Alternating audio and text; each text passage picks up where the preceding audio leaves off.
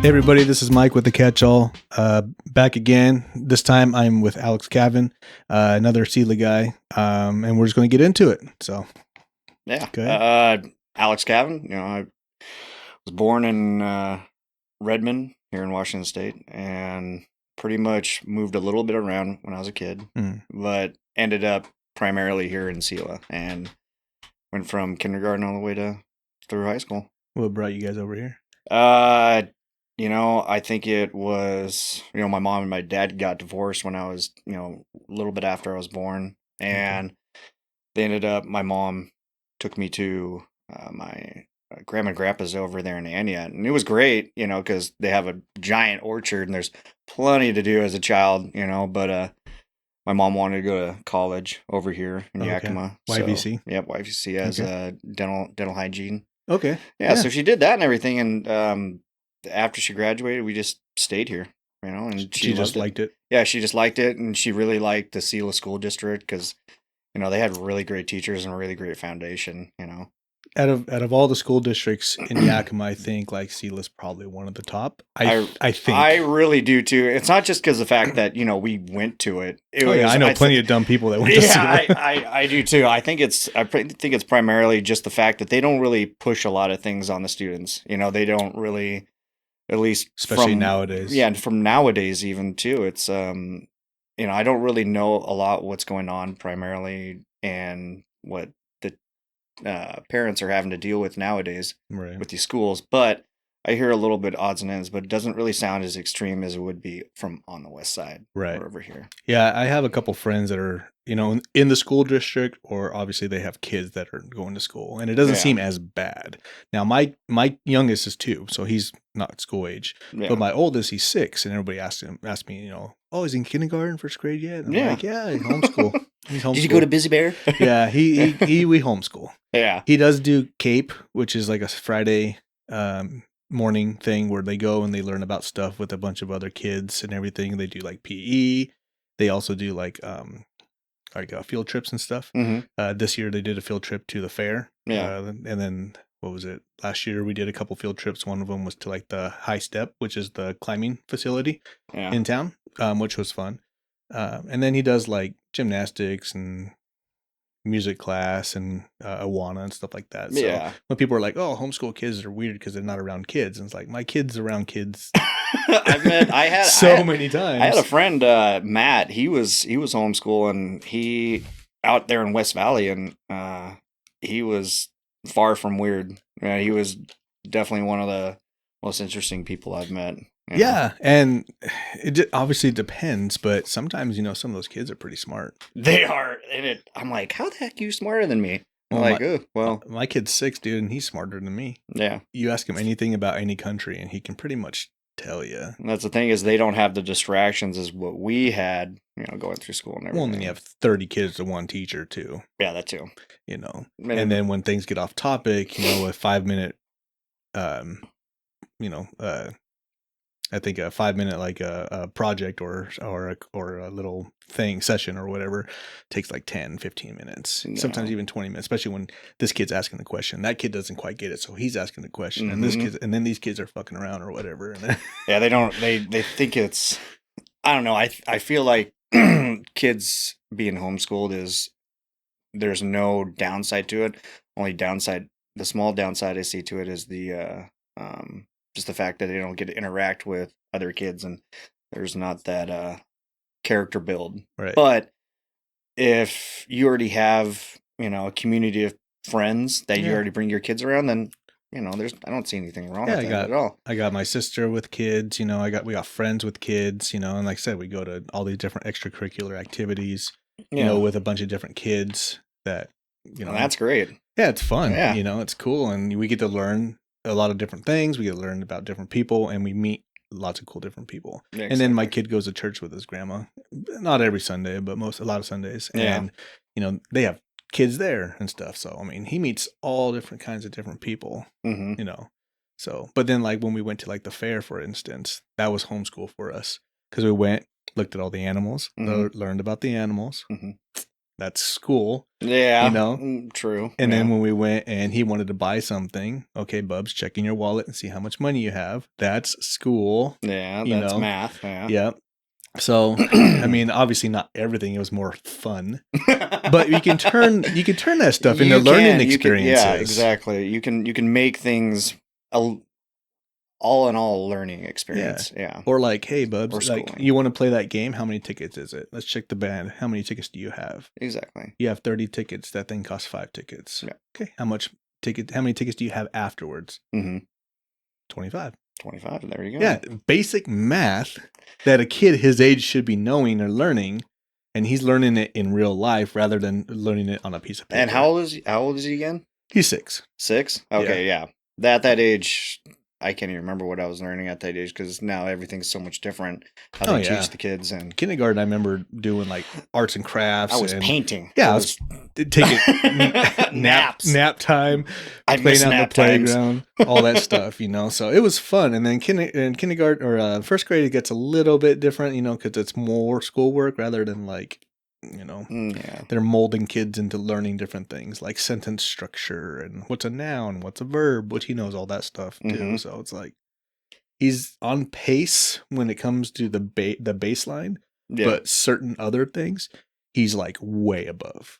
So it's crazy. He knows how to play piano. You can push a key and he'll tell you what chord it or what key it is. Yeah, that's you show him a bunch of different flags from different countries, and he'll tell you what all the flags are. That's pretty awesome. For his birthday this year on the 9th, he had a flag-themed birthday party. So really? He had a bunch of different flags from all the different countries, like a banner. And he was just telling you all the different flag names and stuff. And he's basically kind of what the Navy does. They actually hang a lot of the flags out from different countries that they've been to. So, and then there's like there's 4 different types of homeschooling. One of them's called unschooling, I believe. Yeah. And one of them basically teaches you all the normal stuff, but then you also go into what they're like, what they have like a desire to learn and just kind of add to that, just help them along with that because that may be their path in life. Of course.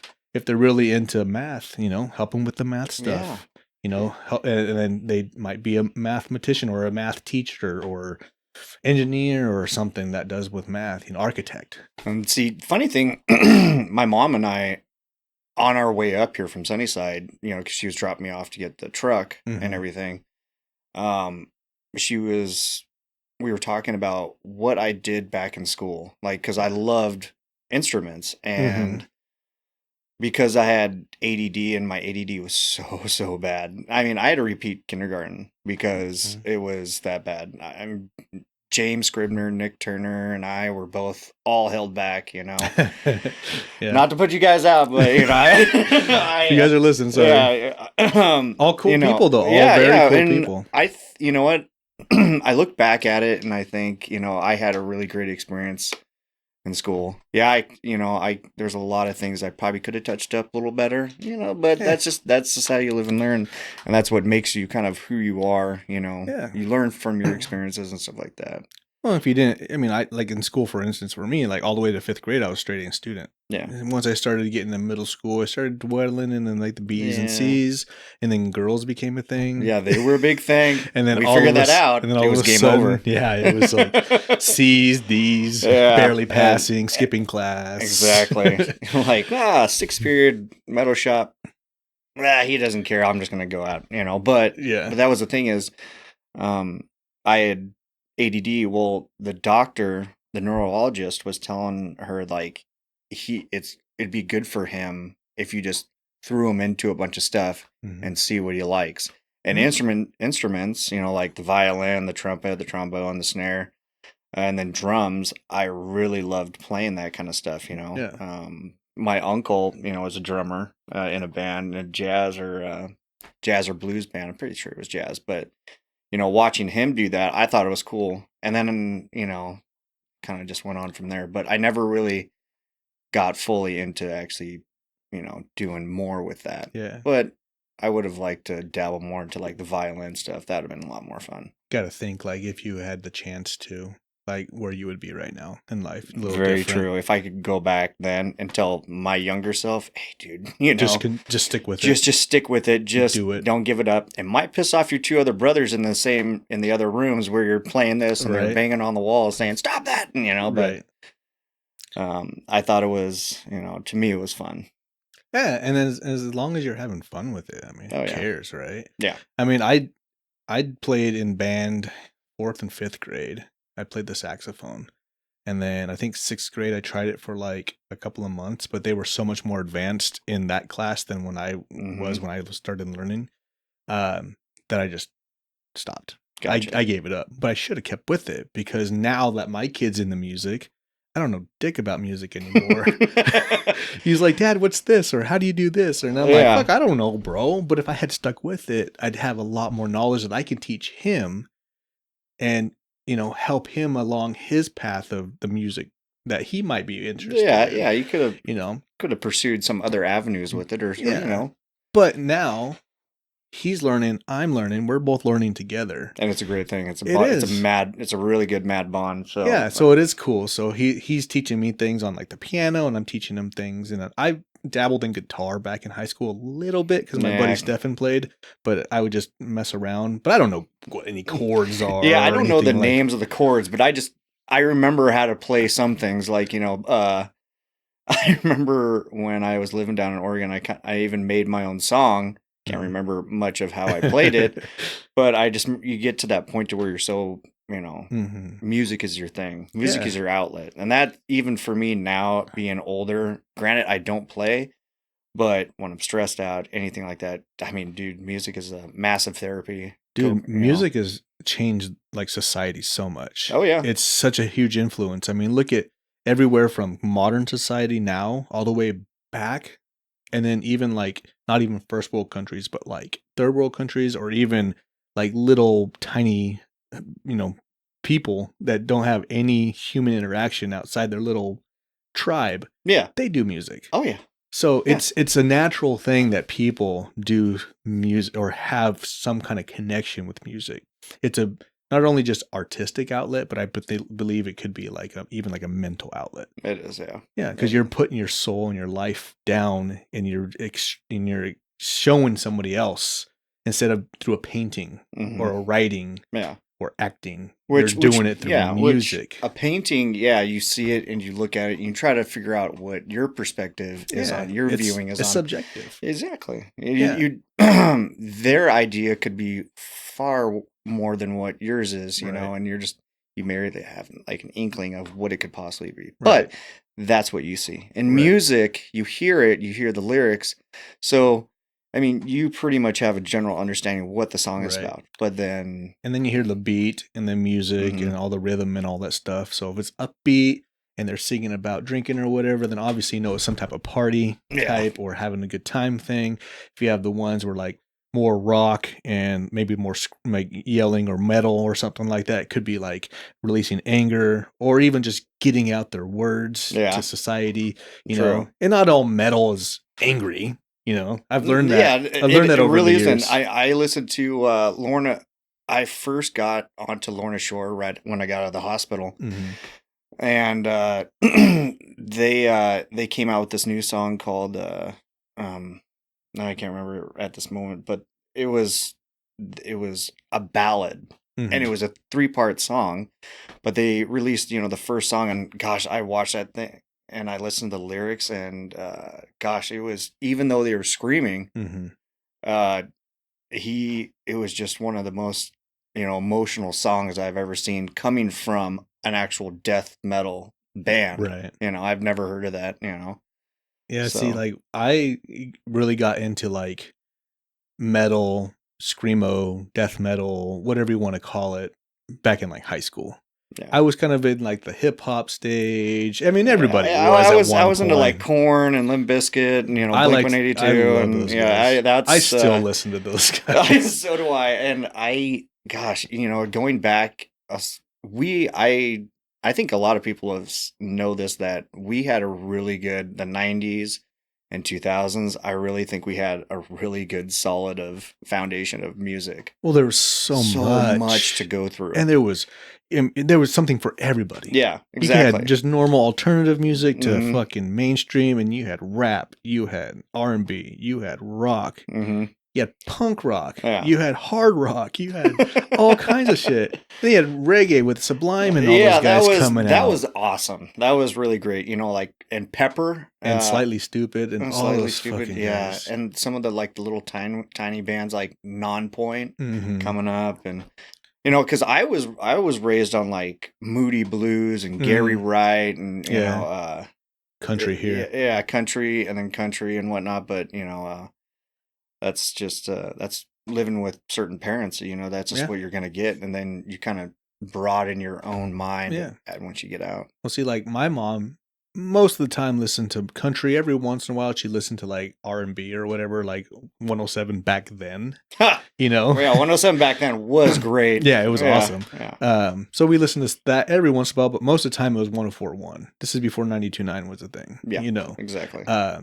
And we listened to country, and then every once in a while, like R&B or whatever hip hop was playing. And then my stepdad, he was kind of more into like rock, AC/DC, and you know that type of rock, Yeah. kind of mainstream, and that kind of got me into the rock thing. And then I started kind of dwindling into my own stuff, and then obviously friends introduce you to different bands, different songs. First time I ever heard System of a Down was in junior high.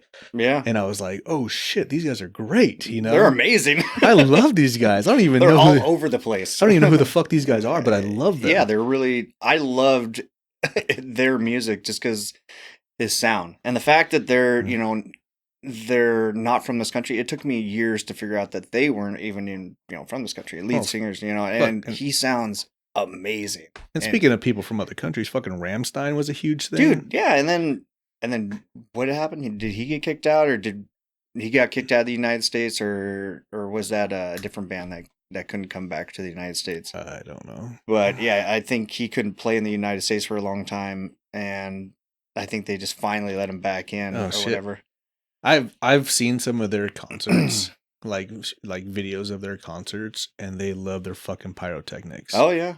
And their pyrotechnics are on point. Yeah, they're like one of the top in pyrotechnic. Mm-hmm. And I'm like, fuck, I want to go so bad. I don't give a shit if they're 80 years old. I want to go.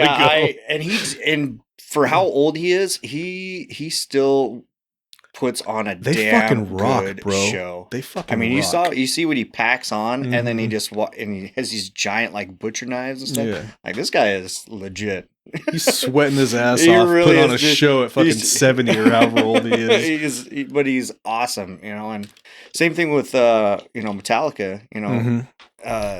They're still pumping it out, and Slipknot. Well, fuck, they just had a Metallica concert here in Seattle, like less than 2 weeks ago. Yeah. My boss went there, and he said it was fucking great. It was I wanted to go so bad, but a 2-night show, not a single song played twice. That's awesome. That's dope, bro. Yeah. What's your favorite album? I would say from Metallica. I can tell you my favorite song. Yeah, is One. One. Yeah, One. And the reason why I like that song is because I have a special connection with it, because it's my first song that I truly fucking tried to learn the intro in on guitar. And I tried for months, and I got it down to like the very first 2 seconds of the solo, and then it just goes and I can't do it. And it is a really great song. Didn't it win an award? It wasn't a Grammy. If it didn't, it should have. It should have. Yeah. Mine was Unforgiven. Unforgiven 1 and Unforgiven 2. Yeah. When they started getting to that new one, Unforgiven 3, that album, I was just kind of like, it's okay. Now you guys have totally lost me. Yeah, you can tell it's Metallica, but it's not quite Metallica. Yeah, exactly. Yeah, they have a sound and they have a style. Yeah. And I think they maybe were just trying to maybe modernize their style, because their style's pretty 80s, 90s. The more we get in I feel like every 5 to 10 years, music does change in a massive way, and people basically start, these guys should start sounding like this. So the band critiques to, you know, more of that, and it's just like, no, man, Like, we loved you staying on this side of the line that's because why you made it really legit and yourselves, right. and That's why you have 10 million listeners every month on James, Spotify. you're an artist, man. Just keep doing what you're doing, dude. Do it. And if it's your choice, I guess, then keep going. But if it wasn't your choice, you get outside influence based on what's trending, then don't do that, man. Stick with your own. Exactly. Because that's your lane. You've made it. You made your lane. Just stick with it, man. You're a legend. Just stay in it. You don't need to prove anything to anybody. I mean, it's just like Eminem. He came out, that new album he came out, that was really that was awesome. How he went back to his roots. And he brought back that, And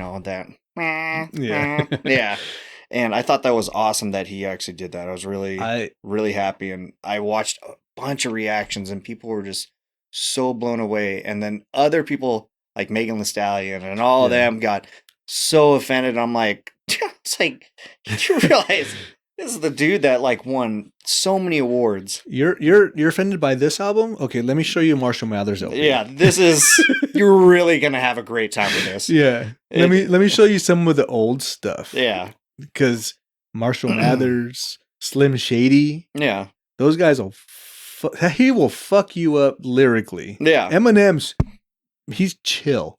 I mean, compared. I felt like he's kind of taken the back seat and just hung back for a while and kind of stayed in his own lane and did, wasn't really aggressive. And then I felt like people kind of ramped him up. Yeah. And started talking a little BS, like, look at MGK. Nothing. Yeah. MGK started talking shit and he destroyed him. Now he does fucking rock. And now he does rock or whatever. And he wears pink, which, I mean, it takes a real man to wear pink, but I'm just saying. Yeah, there's a fine line. There's a fine line, dude. And you kind of lost it. Isn't he dating, what's her name? Megan Fox. Yeah. And 3 of her kids are fucking trans. So it's like. Maybe. The thing was Megan Fox, she said that's why we didn't see her in Transformers 3 is because of what happened to her, whatever. You hear this and that about what happened on the set. Yeah. But she comes back and MGK, and that's how I felt like she came back was, oh my gosh, Megan Fox with MGK, this is amazing. Yeah, because MGK got kind of made of a big name for himself because he was like the new white rapper. He was supposed to be like the new Eminem. And he was awesome. He did a lot of good stuff. He did a lot of great songs and then just went, dude, why? Yeah. Why'd you have to go after him? You don't talk shit to a legend. You can't talk shit to the king. Yeah. Yeah. He will fucking kill you. He's going to destroy you. Yeah. It's not going to be a great day for you at all. Yeah, I don't know why you have any beef with Eminem anyways. He doesn't talk shit to you unless you talk shit to him. Yeah. And then he said that too. Eminem did say, he's like, dude, you come after me, of course, what do you think I'm going to do? Yeah. But I mean, I'm not going to come after you just for nothing. Yeah, exactly. And if you're in my song, dude, feel happy that you're in my song. I'm not making fun of you. Yeah. Not really, Yeah, unless you're stupid or you're fucking. And he'll go in depth of why you are. Yeah, exactly.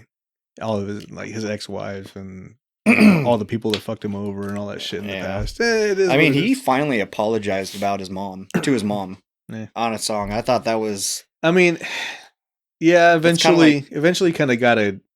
I don't know. I guess it depends on the person. Correct. Yeah. Some people, can get over it and admit, process it. Yeah, and then to like, hey, let's touch base, and I know you're my mom, I'm your kid. Yeah, things were fucked up. I know it was a different time, but now we're both doing better. Let's squash this and let's get over it. Yeah, exactly. Yeah. We may not have to talk to each other or like each other, but let's just squash it. Kind of thing. Of course. And I don't know their story. I don't know because I don't follow that much stuff. Yeah, neither. But I don't really much. But it takes a big person to be able to do the kind of shit like that. It does. Yeah. So like my dad and I've never known my dad. Really? Yeah, my entire life. Didn't even know that. Nope. My stepdad, sure. Yeah. Yeah. But my actual dad didn't know my actual dad my entire life. And I just recently within the last few years met up with my sisters and my brother from my dad's side.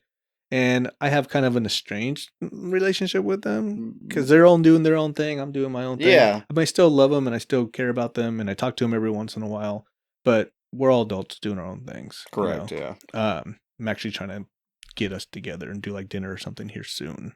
Reached out to my middle sister and There you go. trying to get it set up. So, but anyways, my dad was never really in my life, but recently I've been going through my own mind and thinking like, what happens if like my kids and I didn't talk? That would kill me. Oh, yeah. So I'm trying to, like, I've reached out to him and he hasn't checked it because he's not on Facebook very often, I guess. And I don't have any other way to get hold of him besides between my sisters. Yeah. And trying to figure out like if I can like try and meet up with him and just talk to him.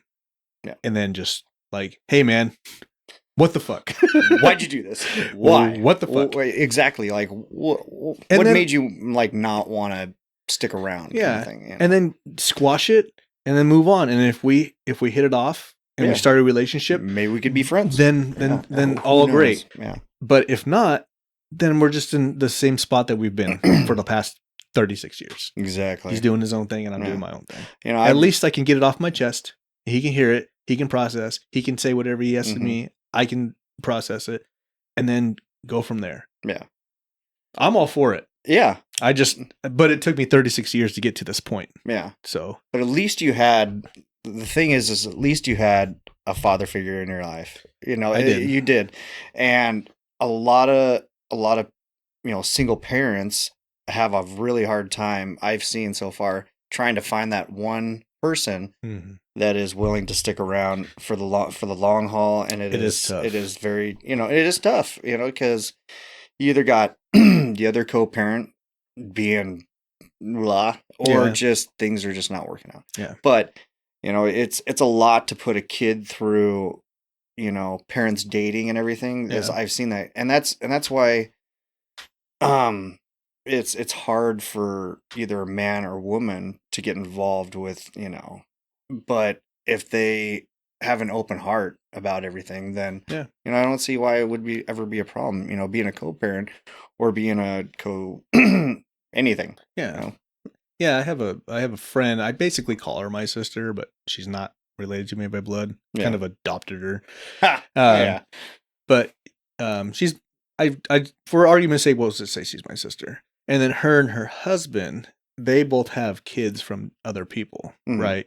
And then they now have a kid with each other because they're married and whatnot. Yeah. On her side, the dad is actually pretty like they see eye to eye. They didn't at first, which makes sense. Yeah. You have some remorse against each other or whatever. But now they see eye to eye and they figured out like, hey, let's stop arguing. Let's stop doing all this shit. It's not good for the kids or the kid. Let's squash all the bullshit that we have between each other and work together to better the life of our child. Once the child's out, and I don't know what their thing is, but it's been working a lot and it's fantastic. Yeah. Now on her husband's side, the mom, batshit fucking insane. And damn, she doesn't want to see eye to eye on anything, which sucks because that poor kid. And I can see it. You can see the two differences between the kids. And I love them both because I treat them as my nephews. And all three of them, I treat them as my nephews. I treat her as my sister and him as my brother. And I love them all. And it's just sad to see like the one child having that kind of like that broken home kind of thing. And I don't know their history. I don't know, and I don't care to know. But I just know what I'm seeing now, and it sucks that they can't work together for the child's sake. And he's trying. He is trying. I know he is because I talk to him all the fucking time about it. She's just super difficult. Yeah. Which, whatever. It's tough. Not to put anybody's laundry out there. Yeah. I mean, I don't have any kids. I'm 38 and don't have any kids. I should have had some by now, at least in my mind.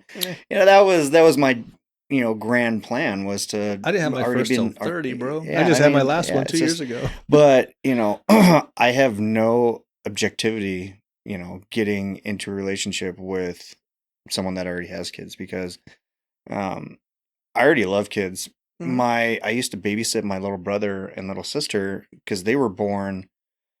Let's see, they're probably, I think they're like 11 or 12 years younger than me. Oh wow! So you were already almost a teen by the time. I want to say I was 11 years old. I'm pretty sure they're going to get at me about this after they watch this, but I was very fortunate to have. I'm very fortunate to have great step parents. My Mhm. stepdad, my stepmom. They're great individuals and everything. In the Yeah. first, in the very beginning, you're like, I don't like them. Oh, Nah, yeah. I don't. Nah, no, I don't need this. And Who's this newcomer coming in yeah, here? I don't like you. But then, yeah, you just You get used to it, you and do they get grow used to on it, and you. they grow on you, and you're like, dang it, man, you brought down that wall You may that I not didn't have want to. You to. may not like them still, but Yeah, they're part of your life. but the thing is, I do love them. I love both Yeah, of them, and that's good. I got really lucky about that. So That is because there's a lot of people out there that have some type of remorse versus, against like maybe a step parent or even their own parents, I mhm. guess. So it is nice that you found that you were blessed enough to have people in your life that actually care about you and you care about them. Yeah, And it's reciprocal. So that's good. exactly. So not everybody's that fortunate. Not everybody is that fortunate And it right now. sucks because, I mean, that's just the way the world is, Just there's some crap people out there, or just there's just not good enough people out there to. Yeah, and maybe they are good people, they're just not with the right people. So maybe Exactly. if they find their Yeah, person, maybe they'll be a better I had to person. learn this in my last marriage. Hey man, it happens, bro. I thought I was with the right person, but I really wasn't. It happens. Things happen. But we live and learn. I just keep telling myself that almost every day. That's all you can do, Yeah. bro. Oh That's yeah. all you can do. I know people that have been divorced twice already, and I'm like, well, shit, dude. You think maybe you should figure something? And the thing is like, I get it. They're trying. Yeah, and They're there's nothing trying. wrong. There's nothing wrong with trying to Yeah, find your person because there's plenty of those people out there. there's plenty of those They people say there's out there. one, there's plenty of fish in the sea, and there's that one person out there. There's multiple people out there for one person. There is. Yeah. Yeah. And if you get lucky, you can have all three of them at the same time. Well, that'd be great. What religion is that? Yeah, exactly right. But no, but it's like, as long as you're trying and you're putting yourself out there, obviously don't, it's hard not to. Like me, I fall in love too easy.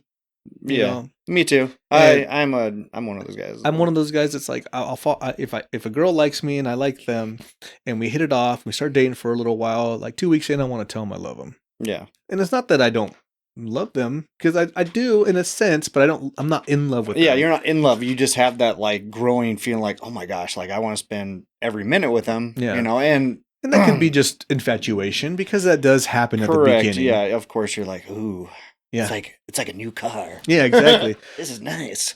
But, once you start living with that person and being with that person, 8 to 10 to even 15 hours out of the day, you start to learn who that person is. You really do. And then after a while, you start to see like maybe this person isn't who I thought they were. Yeah. Or maybe, we don't see a lot of stuff eye to eye or whatever. And, things just happen. Yeah. It's no one's fault. Yeah. Relationships are never easy. They literally take so much effort and so much work because, a lot of people, they go stale in relationships and stuff like that. Yeah. And they buy a Kama Sutra and mix it up. Yes. Seriously. if you're limber enough. Yeah, if you're limber enough. But yeah, it is one of those things where you do have to constantly, it's like a punch of overcoming obstacles with that person. Things start to get a little dry, then that's one of the scariest things is where, well, what if like a year from now we don't even like each other, and my gosh, we went through all this, we wasted this whole year.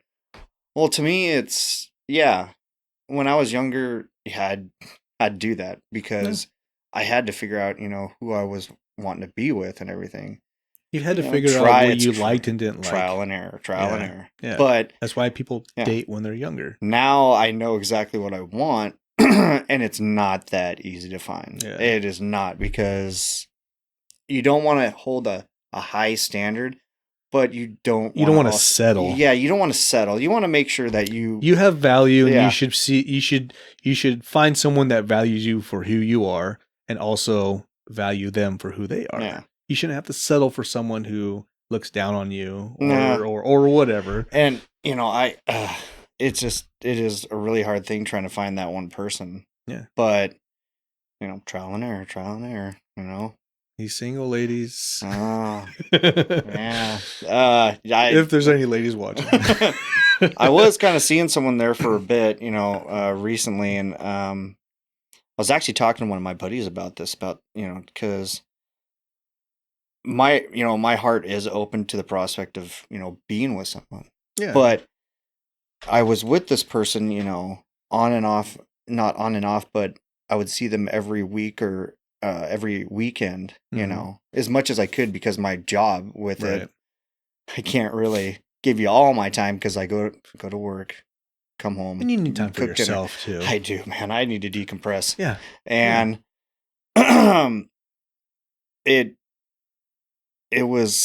felt like I was trying really hard, and she was all about it. She wanted this to work and everything, but like, there's that spark usually you feel within the first hour or couple of days or a week or something of hanging out with them. Something is supposed to happen. Yeah, you feel it. Yeah. No matter what we did, like hanging out, did stuff and everything, I felt like I was pushing myself to find a spark. So I pulled back, and, I have a therapist, so I went and talked to him about it, and he said, well, maybe your headspace is not in the right place. Maybe you need to figure out what's going on with yourself and what's not making you let go of said certain person. Maybe you still have. So obviously you like this girl. Yeah, she's a cool person. She's a really good. You like her enough to like hang out with her. Yeah, like her enough to hang out with her. But maybe not. For me, it's if I'm not feeling that spark or that wow, I really want to hang out with this person more and more. And you don't want to force yourself to. Yeah, exactly. I don't want to do that. I hate that's not right. And that's not right for me, and it's not right for them. You're settling at that point. Yeah. And it's unfair to both of you. So recently I kind of I had to just stop and back off. Yeah, I had to back off. And you still talk to her? A little bit? I try not to, because when you try to break that, you kind of have to just stop it in its rocks. I do have a couple exes as friend, and the only reason why is because I've been able to, forgive that part of my life, because I was immature or whatever. And it makes you who you are. It's a learning experience. Yeah, and but yeah, I have just two of them, but I don't. There's only one of them that I really just don't talk to. Yeah. Period. Yeah, I have a couple exes that if I see them, I'll talk to them. Yeah, I'll say cordial. Hi. But I don't have any bad blood against them. Yeah. Now they may have bad blood against me, and that's fine. Yeah, that's fine. I don't care. Yeah, it doesn't affect my day to day at any means. No. If I see them, it's a less awkward conversation that I have to have. Yeah. It's one less. There's some of those exes that you're just like, how you doing? You're like, hi. Yeah. That was a good one. All right, I'm going to keep on walking by. Yeah, when I was training, I was training with this guy named Andrew, and we walked to this business that we were servicing, and come to find out that one of my ex-girlfriends works there. No. And so I have to see her like every week for 3 months of my training. Oh my gosh. Yeah, that sucked. But I mean, she said hi to me and I said hi to her, and that was it. We didn't ever like sat down and talked or, reminisced about anything. She's doing her own thing. I'm doing my own thing. We just pretend like we didn't even know each other. Yeah. Which is fun. I mean, it's kind of awkward. Yeah. But at the same time, like, I don't have anything to talk to her about or in common with her or anything like that. I mean, I might. I don't know. But I haven't seen this girl since I was like, I don't know, 20. I'm 36 now. Or it was last year, 35. Wow. So 15 years. So, yeah, 15 years of not seeing that person. Yeah. So it's like, hey, how's it going? Oh yeah. Yeah. That's pretty much it. So, and it was nice, saying hi and whatever, and seeing that she's doing good, because I don't wish anything ill against any of my exes, because we were all young and dumb and did stuff. Yeah, we were. So, but I try my best to. I mean, I don't go out and say hi to them, but if I see them in public or I run into them, I'm like, hey, how's it going? How are you doing?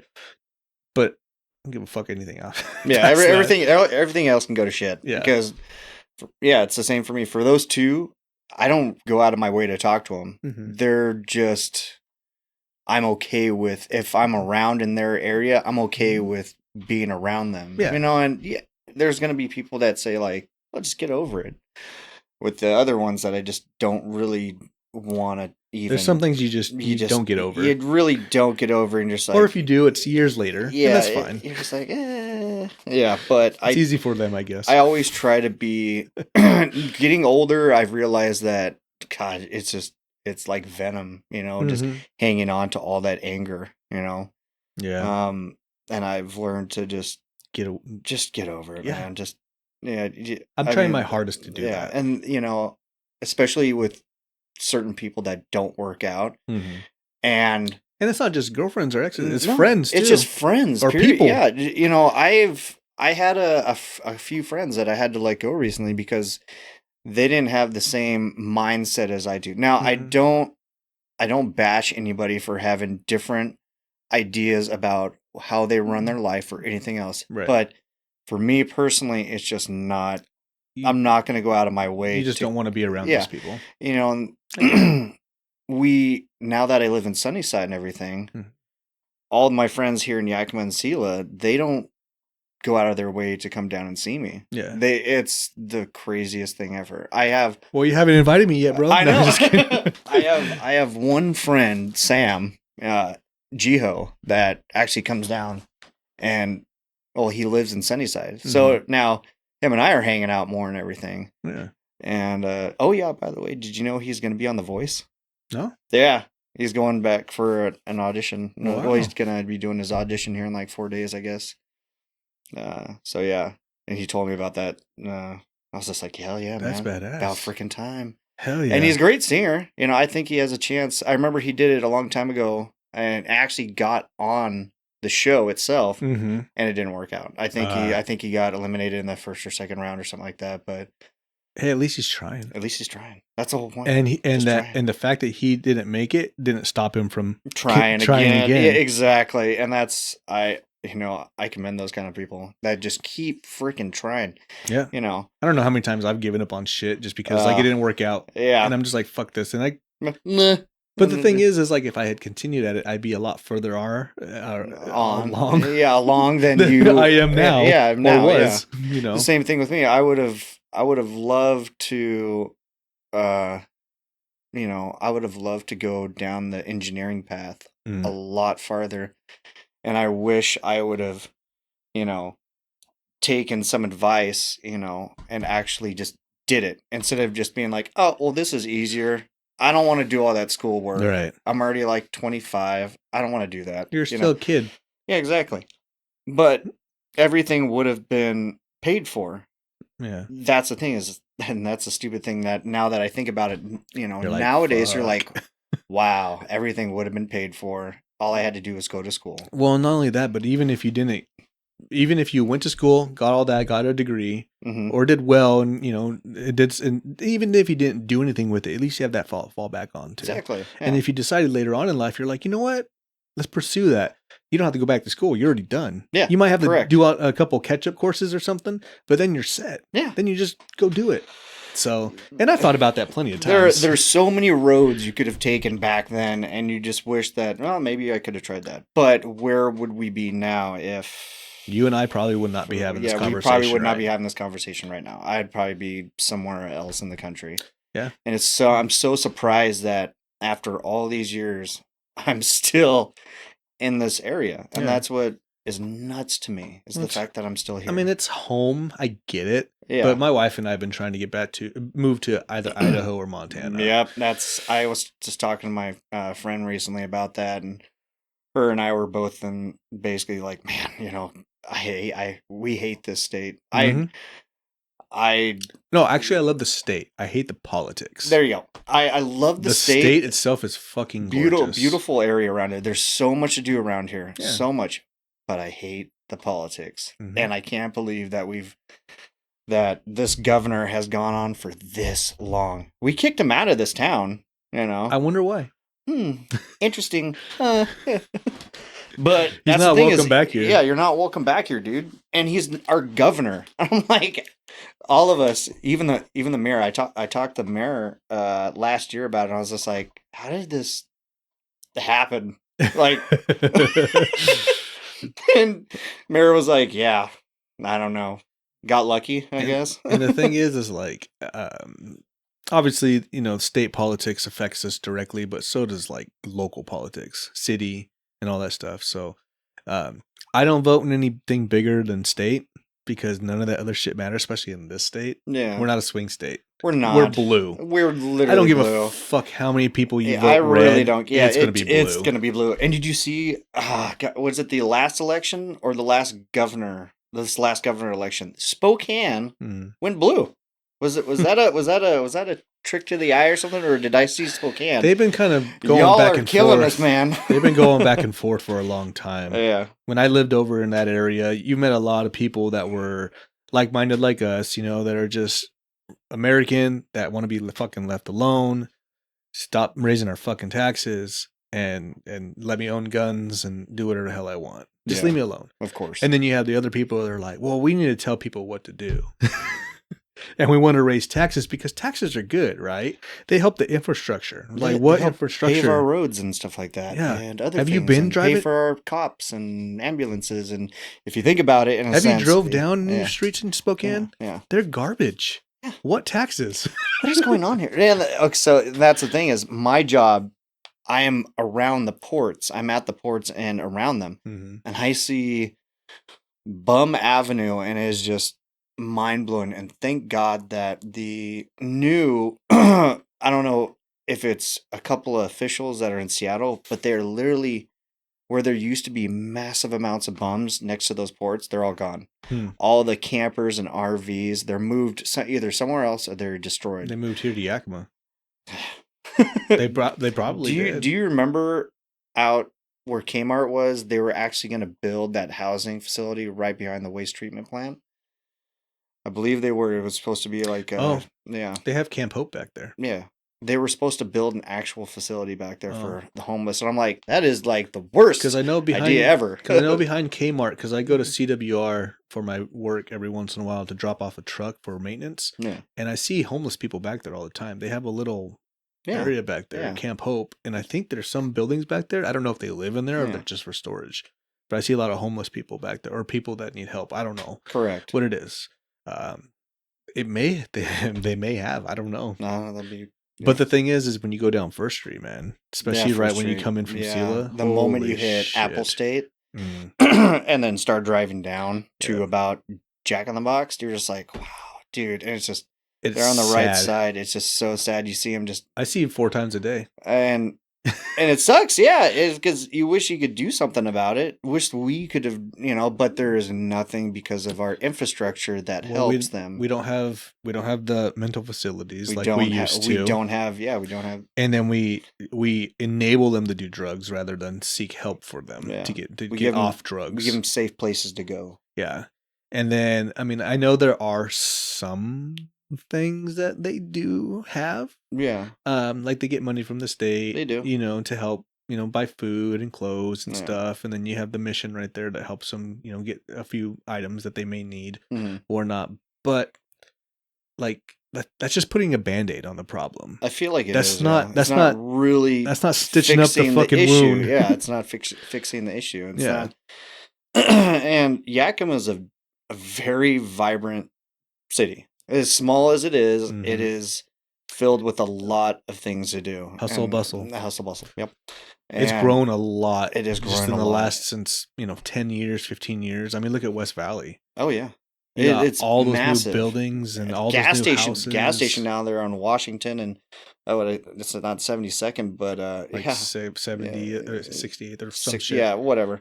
Yeah, that thing's I was like, there's a gas station here now after all these years of me saying to my buddy Eric Johnson, dude, they should put a gas station here. Yeah. They got it. They're gonna go do it. Yeah. And then finally they do it. And so it's popping. It is really popping. Because the gas is cheap there because it's $3.98 a gallon and $3.89 a gallon. And then you go, and I love the fact that they put a new gas station right there past the smoke shack. Mm-hmm. So now it's like $3.20 a gallon on the res. And you're like, great, now I don't have to drive all the way down to the Wolf Den to get cheap diesel, for my Dodge. And, but.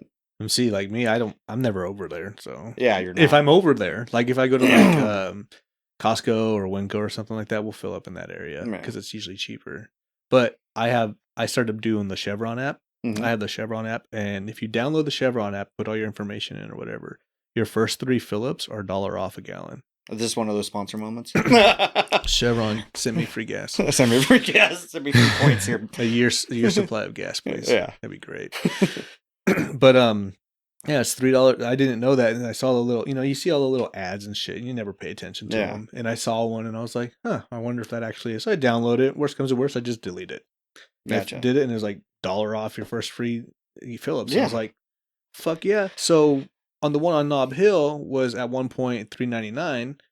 So $1 off, $2.99 a gallon, and I don't have to fucking go anywhere. And Chevron's decent. Chevron is good fuel. AMPM used to have. I remember that was like, I thought that was great fuel, and then finding out it had water in it. Poop fuel.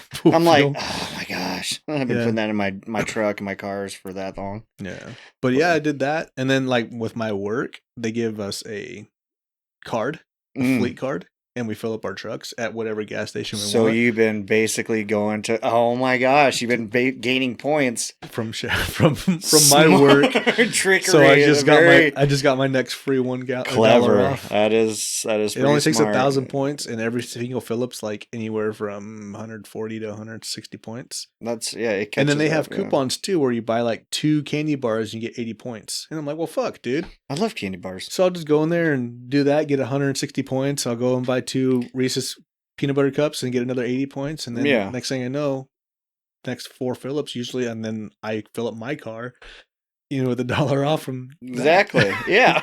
Oh, fuck it. And I don't have to go to the res or anything like that. Yeah, it's gonna save you a trip, Yeah. Yeah, makes sense. It's not bad. No. They have other ones too that kind of do something similar, but Chevron's the better one, I think. Chevron is the better one. And then Fred Meyer, if you do Fred Meyer. That's what I got. I got Fred Meyer fuel points and stuff like that. So, the only thing that sucks is they expire so soon. They do. It's like 2 or 3 months. I think it's 2 or 3 months now. They used to go like the whole they used to like 6 months to a year, and then they brought it back down because people were building like it up to almost $2-3. Yeah. And then they'd end up using it, and I'm just like, oh crap, okay. Well, the thing is they've gotten their money.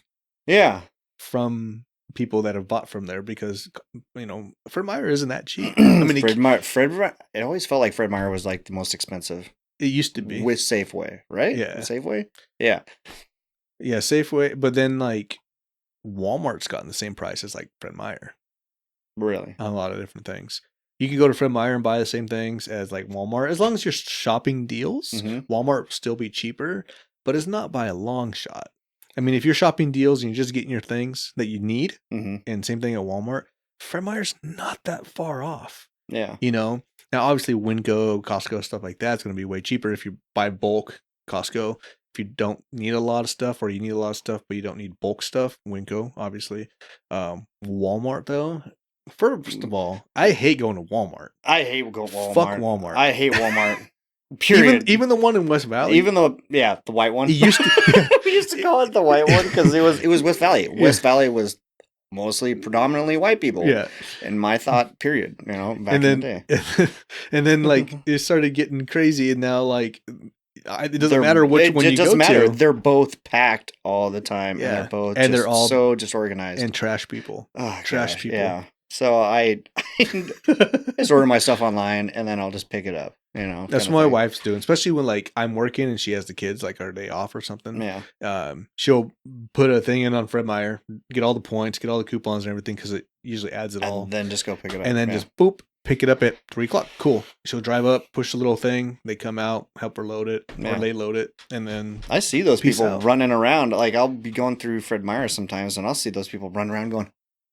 Just scatter, like, oh my gosh, like, The things I don't have them pick for me is like my meat and my produce.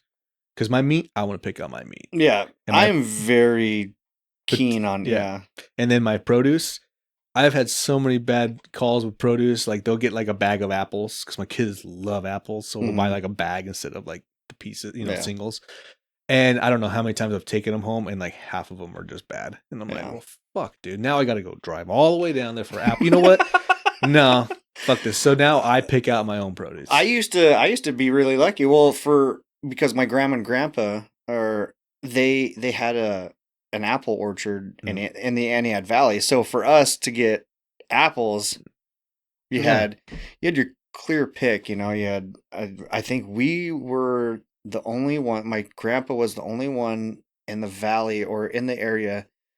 I'm pretty sure my mom's gonna watch this. You might have to correct me later, but Super Chiefs. I don't know if you ever heard of Super Mm. Chief apples. So you Mm-hmm. got your It had a little like Red Chief apples. You okay, know, maybe and I then heard you Red got Chief. Super Chiefs. Oh, okay. And they are so good. And my grandpa was the only one, I'm pretty sure, in the area that actually grew those. And that's what really, I felt like, in a sense, put them on the dock because Yeah. they're a rare thing to have. Yeah. Well, yeah, I think you also had Fuji's and whatnot. But yeah, as we'd be going out in the orchard, picking and everything, I'd just be eating the product. I'll just put a couple in here, But yeah, produce, yeah. I'm very keen on produce now because of after seeing the process of how it goes, and then meat. But now I buy my meat from Kyle Miller because he has his own beef and everything. Oh yeah, he raises his own cows, and I tell you what, probably the best, probably the best beef I've ever had. Is it all grass fed? Next to my dad's because my dad does beef too. Is it all grass fed? All grass fed. You might have to get me in contact with him. Yeah, he's because we usually buy like half a cow. How much you paying? I don't remember. Yeah. It's been a while since we bought one because we had the guy message my wife not that long ago because my wife does all the talk because she got it through my sister, not the one that's related to me, but it's she said something about getting half a cow and then they need someone else to split the cow and then they reached out to us and we're like, well, fuck, we'll take half a cow. I don't remember how much it was, but they actually delivered to our house. Yeah, and it was like boxes, and I was like, holy fuck. And well, so I actually now I have 3 freezers. Yeah, and well, Kyle Miller went to Sela. Yeah, and his mom still lives way out there past the hill climbs on the other side of the hill climbs still. And he's like, just come on over. And as I was over there, he was actually sorting that whole cow and all these other apple boxes. Yeah. That's what I did. I spent like a half an hour with him and we were just BSing, and he's really particular on everything. Yeah. Like the cutting, him raising them and everything. Yeah. He's really got it down. I mean, so that's why I like going to him, and it was a really great price, and you couldn't pass it up. I might have to hit him up because we've been slowly going through our meat. Sometimes we forget to pull meat out, and then we're like, "Fuck!" So we have to go buy meat. And I just bought a quarter, and I bought it back in I want to say right after winter got over and in the spring, and I'm just now coming to the end of it, and I'm just about to do the brisket here next weekend. So I'm very curious to see how that brisket's going to turn out. Yeah, we just did I think we just did a brisket from ours that we bought, and man, it was so good. It had so much flavor, and it was just so soft. I feel like brisket is like it's it, that or Thor's hammer, or the other one where it's the tomahawk. The tomahawk. Yeah. Those are fancy. Those are fancy. They're like $80 for a steak. Yeah, I know. But they're also, I'd give it to them. They're this thick and they're the shank. Yeah, the Thor's hammer, that just a giant shank, with a freaking bone sticking out of it. So yeah, I told my mom and stepdad the other day, I was like, if you guys had to find anybody that has one of those, because they have a couple butchers that they go to for their stuff, and like specialty items kind of stuff. Yeah. And I told him, I was like, if you see that kind of, just let me know. Yeah. So I know Fred Meyer does tomahawks every once in a while. That's what I've seen. And so does Ray's and Sela. Yeah. Someone told me to go to Ray's and Sela, and I was like, really? They have that stuff? Mm-hmm.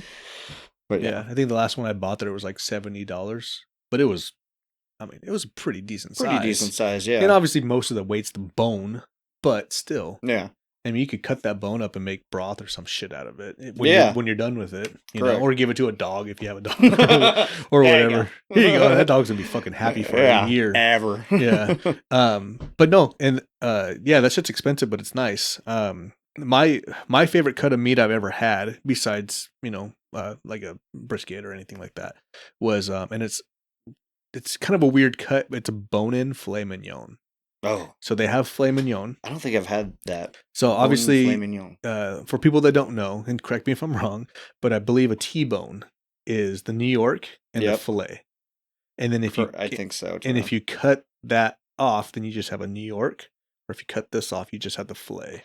Or there's a Yeah. part of the cow where it's like, I think it's like that thick or like that thick. It's not very much. No. Where the bone touches the filet enough where you can actually get a decent hack of meat, like that big. And so my wife and I, the first time we ever had it, we went to Las Vegas. This was before we had kids, so a long time ago. Went to this place called Del Frisco. It's a double eagle steakhouse. Yeah. We went in July, right? Middle of fucking the desert in July. We're wearing shorts and tank tops.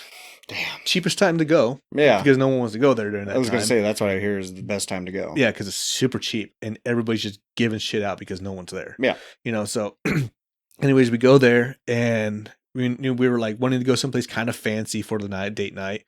And the lady, the concierge, was like, "Oh, Del Frisco's is right down the street, super nice, but they do have a dress code." What's the dress code? They normally like slacks and like a button-up shirt and everything like that. We're like, well, it's fucking July and we're on vacation. I don't have anything like that. So they said we could do like jeans and like a polo as long as it's dark and nice. Yeah. And then my wife, she has dresses, so she's fine. She's yeah. Yeah. So I go to like a Goodwill or whatever and buy like pair of jeans and like a polo, something kind of nice. Yeah. And I go in there and we go in there and the place is dark. It is dark as fuck. They have flashlights to show you where you're going. Oh my gosh. So you do these flashlights, they sit you down, and then they come up and they ask you what you want to drink. So we ordered a bottle of champagne and we got waters or whatever. And then we got like beef medallions on mashed potatoes, some kind of vegetable. And then we did that bone-in filet because it was like their special. Yeah. That bone-in filet itself was $75. Oh my gosh. It was like that thick, probably like, I don't know, 4 or 5 inches thick and about that big around. For $75? It was thick and they cooked it just mwah. But the thing is like, so every time it was so weird because I've never been waited on like that before. When they came over, we told them we were going to split the steak. So they cut it open, opened it up, and another guy with a flashlight shines it in there and he goes, "Is that cooked enough for you?" And we go, like, "Oh yeah, that's perfect. Yeah, it looks fine." Because it's medium rare, you know, or medium or rare. Yeah, rare. Depending on what it was. We wanted it rare. So they cut it open. Yeah, it's perfect. So they cut it and they give my wife a piece and they give me a piece or whatever. And we're eating it. And every time, I swear, every single time I took a drink out of my champagne glass and put it back down, someone was walking over and filling it back up. But you couldn't see them because they're wearing black and they've got flashlights and shit. And then I was like, I gotta go to the bathroom, babe. So that's really creepy. Yeah. So I was like, babe, I gotta go to the bathroom. So I get up, go to the bathroom, just took a piss and came back. And my wife's just sitting there, girlfriend at the time, she's just sitting there like kind of like looking at me like kind of weird. And I was like, what happened? She goes, those guys came over, they filled up your glass, filled up your champagne. They did like a lint roller on the chair. They moved the chair around and they fixed your plate. That's too much. And I was like, damn, what the fuck? I was like, I'm used to eating like just a burger place or, you know, Red Robin. Yeah. And I've been to those kind of restaurants where they're really particular about stuff. And so it was cool though. Yeah. Our bill was like $240 or some shit, you know. That's just extreme. The whole lint and roller. Then obviously we tip them, whatever. Yeah. You know? But it was one of those ones that we did once, you know. I would probably never spend that much money to do something like that again. It was more like experience and it was fun and we did it once and we did it. You know, now we're done. We don't have to do anything stupid like that. Correct. Again. Yeah. You're especially with kids and shit. Like, I don't have $300 to spend. Yeah. Now it would probably be $500. Yeah. Well, yeah. How long ago was this? And before I had kids, my kid's 6 and this is probably, I don't know, probably closer to 10. Yeah. 10 years ago. Okay. Yeah. So quite a bit difference in prices definitely changed. Yeah, prices, massive inflation. Yeah, but it was fun. It was cool. And It's a great experience, and it was a fun experience. So, but at least we did it. Yeah.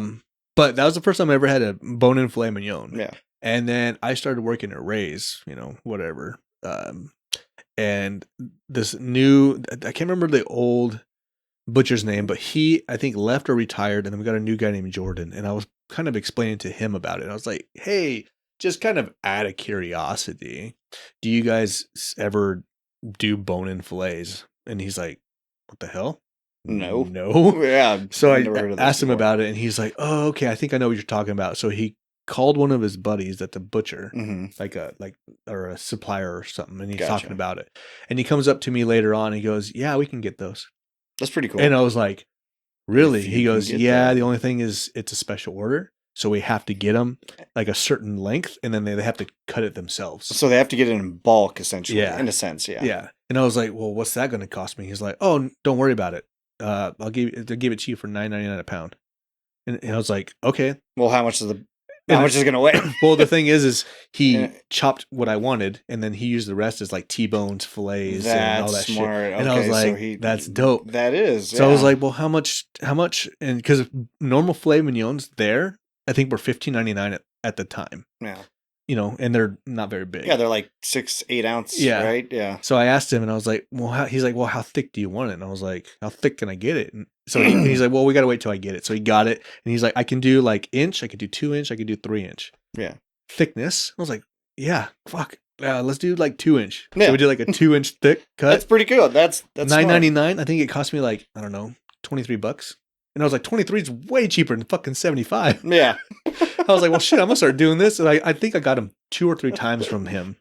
And, you know, season it up, you know, get that nice little sear on it.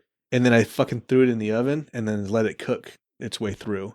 I didn't want to fuck it up on the grill or something like that. Yeah. You have a smoker, of course, right? I don't have a smoker. Oh, I got a smoker. My father-in-law has a smoker, so I can use his. Oh, okay. But yeah, smokers, dude, Yeah. I got that a long time ago. I got this Pit Boss, and Oh yeah, I heard the pit bosses and are my nice. gosh, and What's your favorite thing to cook on that baby? Pizzas? well, I had Salmon? I had a small one, and it was a Lexington. So I got out of the hospital. So a few years ago, I was in the hospital. Like, I think I went to the hospital 4 times in 1 year. Damn. I had diverticulitis, and what is that? it's basically where it's like these little polyps inside your large intestine that grow. Oh shit. An abscess. So you do, in a sense, have little tiny holes in the large of your intestine, Mhm. but those pockets get cleaned out Mm. because of matter that's moving through, of Yeah. course. But if some stuff gets down in there and stays in there and doesn't get cleaned out, it starts to swell, gets infected, and then you could go septic, and then it's possibly yeah. And so I went I went back like, and every time I went back to the hospital, the emergency room, I was there for like 4 days Mhm. in the emergency room, Damn. and they had me.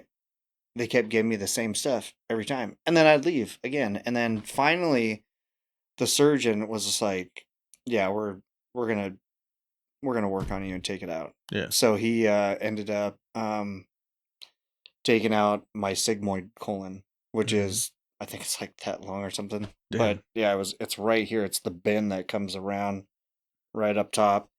And they took that whole thing out. And I was like, well, what's it going to be like for me after this? Am I going to be eating anything? Because before, it was like someone was stabbing me with like a hot knife, Mm. you know, just constantly when it would flare up. Yeah. Now I feel like a regular person again. And I wish I would have known this for 15 years because I was going through that problem for 15 years, and doctors kept telling me, no, it's nothing, you got nothing going on. As a reflux. Yeah, it's just it's probably your they kept saying it was most likely my food. What I was eating. So I'd change up my diet all the time, and it kind of worked for a bit, and then it just went. And gosh, it was just one day that I couldn't even make it to. I almost didn't even make it to the emergency room. I drove myself. I was in so much pain. I was leaning over the steering wheel, Fuck. and I was in so much pain. And got into the emergency room, and the lady was like, "What's going on?" I was just like, "It's happening right now." Jeez. So they rushed me back in there, and yeah, but I'm doing a lot better. When the now. emergency room actually put you back in the rooms right away. Yeah, when they actually would be, you know, there have been a few times where I have had to stand out there. I'm just like, Dying. I Fuck. got a gunshot wound here, man. What's going on? They're like, well, this guy's got a broken thumb, so yeah, we got to take care of him first. it's like, I'm dying. It's like, yeah, but he's very inconvenienced, Yeah. so. But yes, but yeah. So when I got out of the hospital, I got this pit boss, and I just started cooking stuff. My favorite thing to cook was, of course, steak, but beef tenderloin, beef Mm. tenderloin cut. I will destroy any restaurant. Yeah. I mean, yeah, come at me. Seriously, come at me. But yeah, that We're is gonna one. Yeah, we're gonna go. we're gonna go. But yeah, I love doing that for people, smoking meat for people, stuff like that. Yeah. It is a fun thing to do, and it also passes time. But there's so much that goes into it. And then I Yeah. ended up getting a bigger pit boss, more Bluetooth and all that stuff, and Yeah. then and it's I did a turkey last year and the year before that, I want to say. And I had my aunts and my uncles there and whatnot, and they were like, "You smoking a turkey?" And you know how parents are. They've been doing it for years. Yeah. You know, the kids aren't supposed to be doing this. Right. We're supposed to be doing this. Yeah. So they let me do it. And I started at 8 o'clock in the morning. I want to say it was about 7 o'clock in the morning, and then finally get done with it about 1, 2, 3 o'clock. Yeah. And the usually white meat on a turkey is like Super dry. super dry. Yeah. Because I pumped it full of so much stuff. Yeah. It was like juicy. It was like the dark meat. Squeeze it. And It all was the juice just came it was out. like a brisket. Oh, God. And there was nothing. Usually there's like leftovers. There was nothing left of that turkey. Wow. Everybody ate the whole thing. Yeah. And then my uncle was like, "Damn, you just put my wife to shame." I was just like, man. But it was Gotta get you a pit boss, bro. that's what I love doing. I love doing that. I like getting that reaction back, like, Yeah. damn, this is really good. Like, all right, then I did. To me, it was, yeah, I did it right. Cool. Right. But yeah, it's one of the things I love to do now. It is Yeah. one of my favorite things to do is just smoke different meats, things like that. Yeah. So Yeah, me personally, I love cooking. I love Yeah. cooking. It's like one of my favorite things. I haven't smoked anything before except for whatever we've smoked at my um father-in-law's house. yeah, But my favorite turkey we've ever done, he smoked a turkey a couple years ago and it was phenomenal. My favorite thing we ever done with the turkey was deep fry it. hmm First time I ever had deep fried turkey. I've never had it before. I bought one of the deep fryers and all that yeah, shit. those things are scary. Yeah, did it outside. We filled it up a little too much. Luckily, it was outside and it kind of overflowed a little bit. Pulled it out. No flames or nothing, which was great. That's luck. Yeah. Yeah, seriously. Which was great. And then we, got it in finally, and then it was fine. And we cooked that thing for, I don't know, 45 minutes or some shit, or an hour. It wasn't a huge turkey. But still, yeah. And then we pulled that thing out, checked the temp, and it was like done. And we're like, oh shit. Well, that was quick. We don't have anything else done. And no one's even showed up yet. He's like, we better start doing this shit. So we finished everything inside, and that skin was just like crispy. And then when you cut into it, same thing. It was just like leaking the juice. Yeah. My buddy Bobby Lake, he did the same thing for 1 year. Oh, Bobby. I like good Bobby. old Bobby, man. I haven't talked to him in a while either. I'm pretty certain he was the one that did he did that, and oh my gosh, it was so good. Yeah. Never had it before in my life, and he did that, and I was like, "I'm gonna do that to a turkey?" Yeah. And he's like, "Just like a chicken." Yeah. I'm like, "All right, man." I mean, and he did it, and I was like, "Wow, this is impressive." Yeah. And so Bobby Lakey, man. I still talk to a lot of those guys. Sam, he's doing real estate for a while, wasn't he? Was it Lakey doing real estate? Lakey was never doing real estate. Now he works out on the res. He works for the government. Oh, okay. Our government out on the res. I thought for some reason I thought he was doing real estate. Maybe not. Yeah. So someone was doing real estate. Maybe not him. But yeah. But yeah, I haven't talked to him in a long time. There's a lot of people that I've kind of run back into, like Kyle Miller and I. Because we work together. So him and I, we actually, when we were headed to Montana, we actually talked a lot about, oh my gosh, you remember this person? Oh, gosh, blah blah blah. I ran into him, and we did this rodeo together and everything like that. it's crazy how you kind of go back in the Mhm. past and you're like, yeah, I haven't seen that person. What the hell happened to that person? Did they die? Yeah, you start thinking about people that you haven't seen in a while, Yeah. and or maybe you don't think about it, but like Yeah. someone, they're like, "Hey, have you? Fuck, I totally forgot about that Yeah, person." I busted out my yearbook a month ago and started going through our class, and I was Yeah. just like, I wonder if he's still alive. Nope, he's not alive. I wonder if he's even. Yeah, Yeah, even around, yeah. and yeah, that was just the funny thing about it. But What year did you graduate?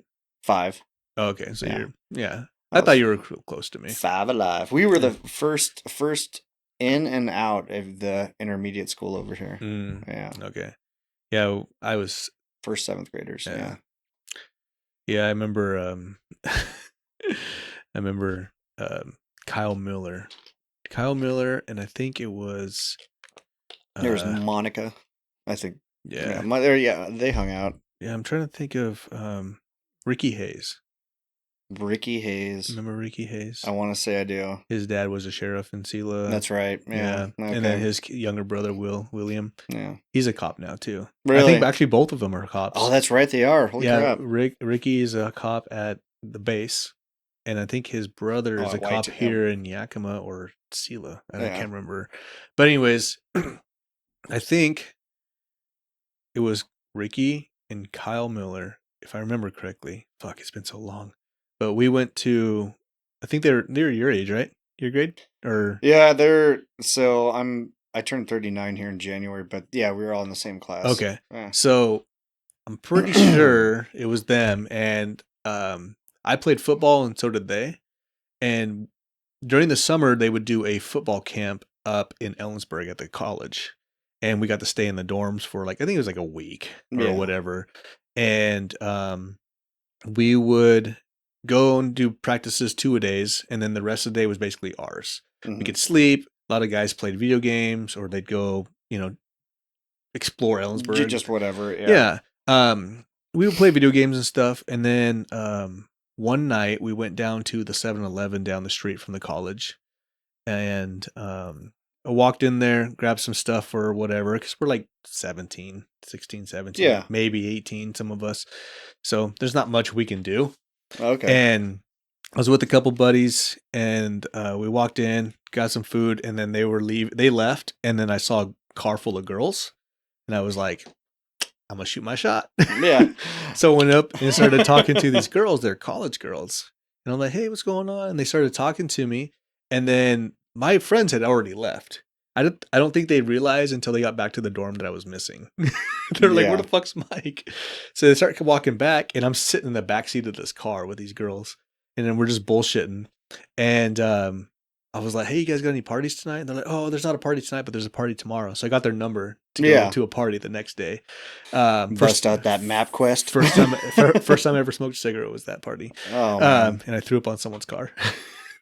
Horrible. Yeah, it was what it is. Yeah, it's Well, I used to smoke weed, so I just inhaled it like I would like a joint. And an I was awful like, idea. Yeah, it's not the same. No, it's not. But anyways, I was like, well, shit, we're trying to get some alcohol. And she's like, oh, I got a bottle of Smirnoff in the back. You want it? And I'm like, fuck yeah. Why not? So she goes back there and gets me a bottle of, I think it was like strawberry or raspberry Smirnoff, a full fifth. Yeah. And I was like, what do you want? No, nothing. I'm like, fuck yeah, dude. So we walked back to the dorm, and I'm pretty sure it was those two right across the hallway from my dorm. And I liked them a lot. They're cool people. Yeah. So I went and knocked on the door. I was like, hey, these girls gave me this bottle. If you guys want some, it's going to be in here, but just don't drink it all. And they're like, all right, cool. Well, we left and we came back, and my bottle, because we took a couple shots out of it. Yeah, so it was just like, it was only down the floor. Yeah. When I got back, it was full. I was like, what the fuck? Why is this full? Poured it out, or poured some, took a shot. Water. That's God, dude, that's them. So that is so them. That's funny. I went and knocked on their door. They're in there watching a movie or playing a game or something. Gosh. And I open the door, or they open the door, and they just look at me, and they both started just busting up laughing. And I'm like, because they knew yeah. I'm like, did you guys drink my shit? They're like, what are you talking about? I'm like, you motherfuckers. You guys are the only ones that in knew here, that I had yeah, it. that did this. Besides and, my friend that I'm with, that was with me. So I remember that. Yeah, yeah, they were Kyle. fucking hammered, Yeah, bro. I was so pissed. Kyle was that guy. I was so pissed because I wanted to get drunk that night, and that's But all yeah, I had. yeah, Kyle. He used to do Oh so many. shit! We all used to do so many different shenanigans back in the day. And Yeah, I actually talked to one of my friends the other day about Rambo. Rambo. Remember Rambo? It was basically you get about 20 friends together, Mm, and you have a couple in cars, and then the rest, it's basically like catch. mm. It's basically a release and catch. And you run through town. Think of it like initiation back in the day when Okay. I was in high school. Initiation, you run wild through town, Yeah. and the senior would catch you, and you get initiated. Yeah. But that's kind of how it was. Rambo is you run through town, and it doesn't matter where you run through. I ripped my jeans, one of my favorite pair of jeans, Mm-hmm. over some lady's fence because I was trying to get out of her backyard because her dog was trying to attack me. Shit. Because me and a couple of my other friends jumped in the backyard, and then we didn't know they had a dog, and we were just jumping through yards so we could get away from the other friends that were in the other vehicles. Yeah. Because they find you, all they had to do is just, be within a certain space of you, and they could say catch, and then that was okay. it. Yeah, that or they just tackle you. Yeah, Oh yeah. yeah, that too.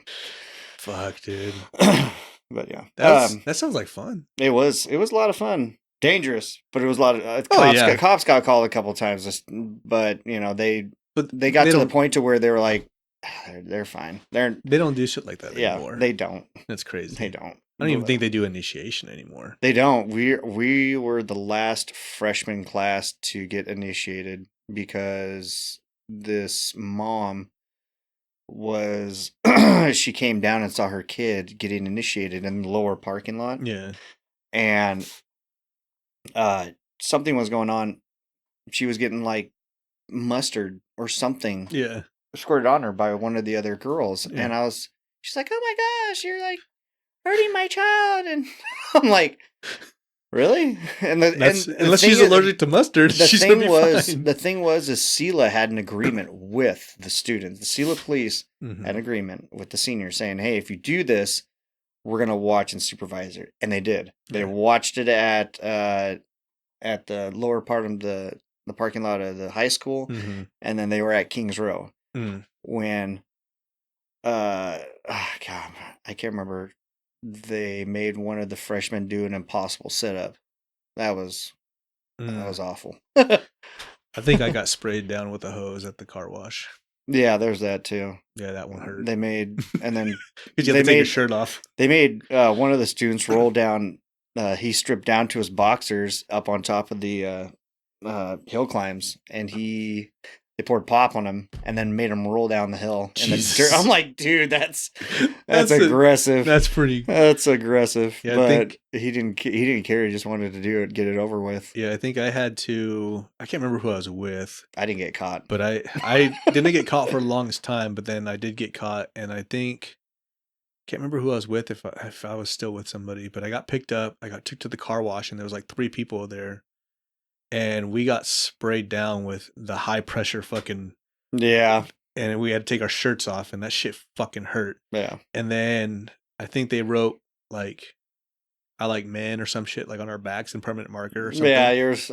And then I was walking home, because I didn't have a car then. I lived down there by Save on Foods out on Jamie Drive right back there. And I think Laura Leitz lived down there. I think it was Laura Leitz, if I remember correctly. And it was her and a friend, and they were walking by, and I ran into them. I was like, hey, what's going on? And both their hair was just like slicked back, and it was like stiff because they poured fucking maple syrup in their hair.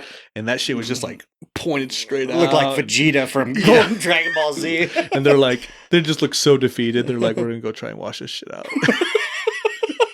It's just like, wow. I was like, just go to the car wash. They'll wash it for you. They I ran right by the Sela pool, and I got egged.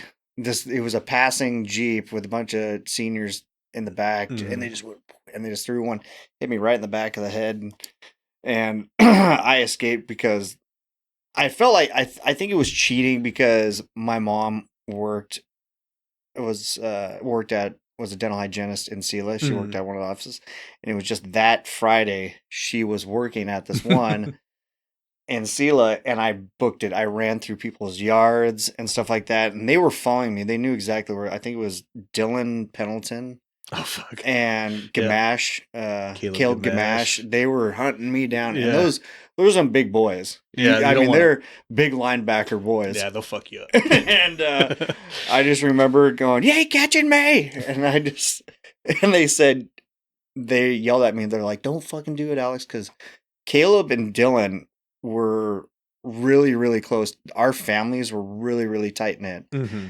and So they knew you. yeah, they knew me, and they knew that they were never really gonna do anything horrible. They were Yeah. probably gonna hit me with the paddle a couple of times, and then hey, we'll pick you up tonight, and we'll take you to a senior party, Go and we'll party. we're gonna Yeah. know that's just how it works. Yeah. But I didn't know that. I didn't think that. I was like, screw this. Get my ass beat. I got things to do. I want to go ride my dirt bike when I get home after, Right. once my mom gets off, work or whatever. Yeah. But I ran in and they came into the parking lot and I'm behind the glass door and they're just like, I was just like, you're gonna fucking get I it. was just like, yeah, fuck you. Little did I know they hold grudges really well. Mm. And they got me about 2 weeks later. They saw me at the hill climbs on my dirt bike, and they got me good. But they were pretty cool about it. They're like, "See, how hard was that? See, All it's right. done. All right, now let's go over to what was it? There was we got high all the time. What house was it? With Bobby Lakey and no, not Bobby Lakey, but it was one of the houses over here on the side. And Oh, right over here. yeah, But on the hill. yeah, back in the day, way back in the day. But All the seniors used to go there all the time. I don't know. I don't know if I've ever been to that house. I mean, I might have at one point. Yeah, but I just remember We used to just go smoke weed in the backyards Yep. or just hang out at people's houses and That was good, hotbox their parents' house or their car, or just smoke drives. yeah. Is this your mom's car? Ah, she'll be fine with it. Yeah, just smoking people's cars, Horrible. driving down the road, just Yeah. lighting up joints in town. Oh my gosh. Not giving a fuck. Yeah. Good old times. Anyways, you got any questions for me? No. No. We're just bullshitting. But I see you got. You are ready to rock and roll. Yeah, for the most part. Yeah, a little bit. You got your bug out bag. I got one. That's part of it right there, but I have another one somewhere else. I don't know where it's at. Somebody right was now. just talking to me about that the other day, and I was talking to my mom and my dad about that. I was just like, "You guys got your bug out bags?" And they're like, "What?" I'm like, yeah, we got our armors. Mhm. I wish I had helmets. They're just too fucking expensive. armor And then that plating, shotgun's just in there over. just because it was in here. Shotgun is always good to have Yeah. in some type of situation. It's great. It's close, it's personal. The only thing that sucks with that's 28-inch barrel. I have my 18-inch barrel upstairs. There you go. That's better. That's my home defense one. Yeah. Or my close quarter. And I have my ear protection over there. I got the GMRS radios. I got to get 2 of those. I've been wanting to get a couple of those. Those are just bail things. They're nothing fancy, but I got them on Amazon for I think $65 a pop. Yeah. That's not bad. No, it's not. And it came with a charger. It came with an extra battery. It came with that The mic. the mic, Yeah. and then those extended antennas, Yeah. and a couple, and the clip and all that shit. But they're nothing fancy. I'd really like to get some nice Motorola's or something, but I don't have $300 to be spending on them. So on Milwaukee. So how do you feel about this whole presidential election going on? Well, I'm in a different mindset where I don't believe either side. Yep. I don't believe either side. I believe that there's people on one side or the other that may have good intentions. And I do believe that some of those people are trying their hardest to get us out of whatever the fuck we're in. Mm-hmm. But I think at the top tier level, presidential or anything like that, I think most of them, if not all of them, with the exception of 1 or 2, I believe, well, they're all fucking related, first of all. Yeah. I think it's all a show, man. Yeah. I don't know. Because you just feel like it. I'm not up there. Yeah. But from standing out and being aware now, I've been red pilled a long time ago. You know, I don't know if you know the term red pill. Yeah, red pill, blue pill. Yeah, so I've been red pilled a long time ago. And my thought process behind everything is that whatever they're telling you, it's usually the opposite. It's usually the opposite, yeah. So, like, with COVID, for instance, they were telling us that we're all going to fucking die. We need to lock down and all this other shit. And look what happened. Nothing really bad happened. Not awful. Yeah. No. People died? People died, Sure. yes. That's... Did they die from COVID or did they die with COVID? That's my question I always ask people. Yeah. And I don't know because I wasn't there administering their shit, but I do know a lot of things happen in the hospitals that helped people along with their death. Like, you know, putting them on the fucking breathing, all that shit, you know, and all that stuff like that didn't help anybody. That made it worse in most cases. And then most of the people that did die were either elderly or people that had some type of immune like their issue. immune system couldn't keep up with it. And that's how it's really how it is. But that's how it is every year when we have a flu or a bad cold flu, or anything like that. It's no different. So, and the thing is it just so happened to happen during another flu season. Well, what the fuck is that? Like, you can't just classify the flu as COVID now. It was just more, this variant was more different from anything else. Mm-hmm. And that was the thing is, I mean, I have so many friends that are nurses. Yeah. And they all tell me the same thing. They're like, "Oh, we know when someone has the flu." Yeah. And then we know when we know when someone has the COVID. But now they're not really as stringent about how they go about it. It's not like, oh my gosh. And I get it because it was it's more because it was a new thing, you know. Because when I first went into the hospital for the first 4 days that I had this issue, I had, the messed up part was I had COVID, so I stayed home. Then I started to get sick with this, and then I went to the hospital, and they're like, "Well, what do you have?" I was like, "I have everything." You know, so they ended up. I'm patient X. Just take care of me. I am ground zero at this moment. Yeah, and so they had me wear the mask. They did the probing, which was just awful. Yeah, touch the back of your brain, and they told me that, well, we're gonna put you up with everybody else that has, COVID. We're gonna put you in that section of the wing, and I'm like, oh, great. Horrible thing. First night I was there, or first or second night I was there, someone died. And I hear the family crying back there, and they're just wailing, and I'm just like, oh, this sucks. Because I'm afraid. But the thing is it doesn't really affect people that bad unless they have, because they have a strong immune system. Yeah. Like, I have a strong immune system. It didn't take very long for the COVID to go through me. Yeah. It took 2 or 3 days. Yeah. But the fact is that I still had the virus itself in my system. Yeah. But after that, I never had COVID again. But I think COVID, in a sense, is kind of BS. It's just another flu variant, but it's stronger. That is it. And we didn't have the medicine for it. Yeah. Because it's new. Every new variant of any virus takes a while to get. This is in the movies where, oh my gosh, I got it. Yeah. It doesn't happen like that. No, it takes a while. It does take a while, like years, sadly. Yeah, and so I had COVID in March that first year. When it first started, I went over. I just got a job at Bimart, and I went in, and I got hired in March, and this is right before the lockdown started happening. So I went in there. And I met the store manager, and he wouldn't even shake my hand. So he had a mask on. I had to put a mask on. Yeah. He's like, "Hey, nice to meet you. I want to shake your hand, but I can't." Yada, yada, yada.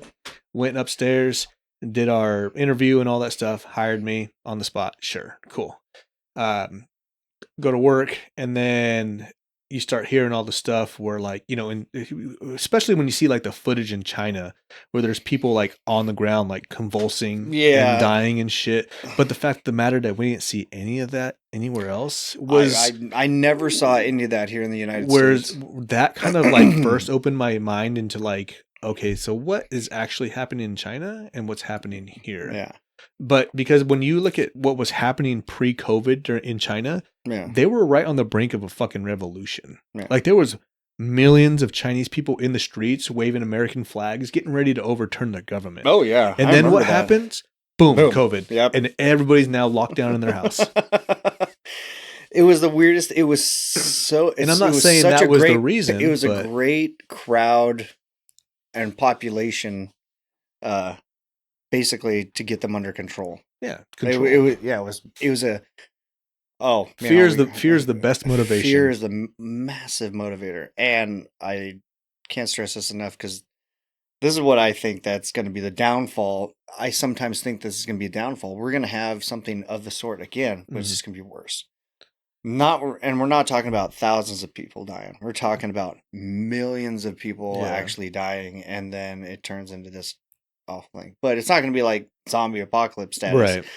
Which would be kind of cool. I mean, who wouldn't love a zombie apocalypse? Right. How awesome would that be? It'd be awesome. It would. Oh, none of my friends get it, but I'm just saying. As long as it's not like The Last of Us or Resident Evil. What did you think about The Last of Us? The movie or the shows or the game? The show. I didn't watch the show. But did you play the game? I've played both. I'm actually playing the second one again right now. You need to watch the movie because I've never played the game. I'm about to download it here pretty soon this next week, but you got to play the first one first though. I'm going to play the first. It's the IPC. I do Twitch and all that other stuff. Oh shit! And, yes. Well, at the end, fucking plug your Twitch, bro. Yeah, I'll add you throw too. My Twitch and everything, but I'll add it in the show notes too. Yeah, so I've been wanting to start doing that because I just got done with Harry Potter and everything like that, and that was. I heard that was pretty good, but it was short. It actually took me about 50 hours. But the thing was not too bad. But it took me 50 hours to get to the end because I also did a bunch of, and there's so many side missions to do. So it's endless, you know? Yeah. It's endless. And the map is so massive and there's so many things to do. It was really an amazing thing to do. Yeah. But now I'm on Star Citizen. And that game is insanely in depth. Yeah. But I would like to do the Last of Us. Yeah. And everybody told me that The Last of Us is a really great one. They're like, don't start at 2. Everybody told me that. They're like, and I'm like, well, yeah, of course. I'll start at 1. But the show, I watched gamers that actually watched the show, and they said, dude, this is so on point because they take actual footage of how Joel and his daughter and his brother all interact in the kitchen that morning. Yeah. They all interact the same way in the show. And the exact same way with Bill and what's his face at their gated community. Yeah. And they said, wow, they've never seen a show literally follow the same path, same words and everything. Yeah. But God, that movie the show hits you so much harder than the game does from what I've seen. Yeah. And it's nuts. Well, see, like, because Pedro just brought it, dude. I've heard mixed feelings about not only the games. The first one was a masterpiece. The second one, it's growing on people. I think they see it now, but a lot of people were mad at Naughty Dog for making the second one. Only because I think they thought the first one ended fine, but a lot of people wanted a conclusion, so that's why they started the second one. Yeah. And I'm not an expert, so I don't. And this is just my opinion or my theory. He's just. But I think a lot of people were mad about the second one because it showed gay people and trans people, which is whatever. Yeah, it's whatever. Especially in Seattle, because it's based in Seattle. The second one is. The second one's based in Seattle. Yeah. Oh crap! Okay. Yeah. So, spoiler. Great. Now, well, I think because the Fallout 2, or not Fallout, but The Last of Us 2, the show is coming out pretty soon. Yeah. So yeah. Yeah. But then there's a lot of stuff that happens in the second game that a lot of people were not happy about. That's one of them. There's a couple major spoilers. I'm not going to say any of them right now because I don't want to ruin it for you. But there's some shit that happens that you're like, whoa, what the fuck? Yeah. And I think some people were mad about that, which is fine. It's not for everybody. Yeah. At first I was kind of not really pissed off, but I was kind of almost disappointed. But now that I'm playing it, I've played it twice now, and I'm playing it a third time now. And I'm Okay. like, okay, It's okay, starting to I slowly can. but surely grow on you. I'm Yeah. feeling what the developers were trying to get across, and then now I feel it. Yeah. I haven't watched the show, but I've heard mixed feelings about it, saying that they've made people into things that don't really reflect in the game, but some of those things weren't really discussed in the game, like the whole Bill thing with Bill. Yeah. You see him in the game and you interact with him, and but a lot of the whole episode was like personal with him. Hmm. That doesn't happen in the game, but you get a lot of inference that those things did happen Correct. from listening to his dialogue and reading some of his notes and stuff. Yeah. So, and the thing is like they worked really close with the developers of the game to make the show as on point as they could, because it's hard to play as a main character and then swap characters in a game and play their life. And and that life may not be like fighting zombies or whatever like in the game. It's if you look at the game itself, it is like a cinematic masterpiece. It has got the graphics are great, the storyline is fantastic, the gameplay is phenomenal. That's why it's such a good game, and that's why they've remastered it 3 times now. Yeah, they really have. So it's like, fuck, dude. So the show I can see it's not on my list of things I am planning on watching anytime soon. Yeah, but it is on my list of things to watch, eventually watch. Just because I want to get like see how they put it. Yeah, but I was waiting mostly for the second game to be released in show form so I can just binge it the whole way through. Got you. And then just be like, okay, now I. Do you feel like as watching the show, I might have ruined the gameplay part? Or do you think the gameplay is maybe going to be more... So since I haven't seen the show, I can't really say. But there obviously are going to be spoilers in the show that are in the game as well, especially if they're like characters, I'm guessing. Characters and some story plots and stuff that are going to happen in the show. If they're sticking close to the same storyline as the game, then obviously you're going to run into some spoilers. But the thing is instead of watching someone else act those out, you're acting it out in the game. So correct. And obviously the things you might do in game might be a little different than the way they go about getting through this or doing that may be different, because there are multiple ways to do things. Obviously the end goal is the same, trying to get through this door, but there's clickers and there's runners and stuff. That's just trying to get through those things in your own way. And then the big ones, bloaters. Yeah, bloaters. Wow, you see that on TV, and you're just like, that is just awful. Yeah, that is massive. And the cool thing about the games is you can go and look at the, especially like the remasters and stuff. You can go and look in their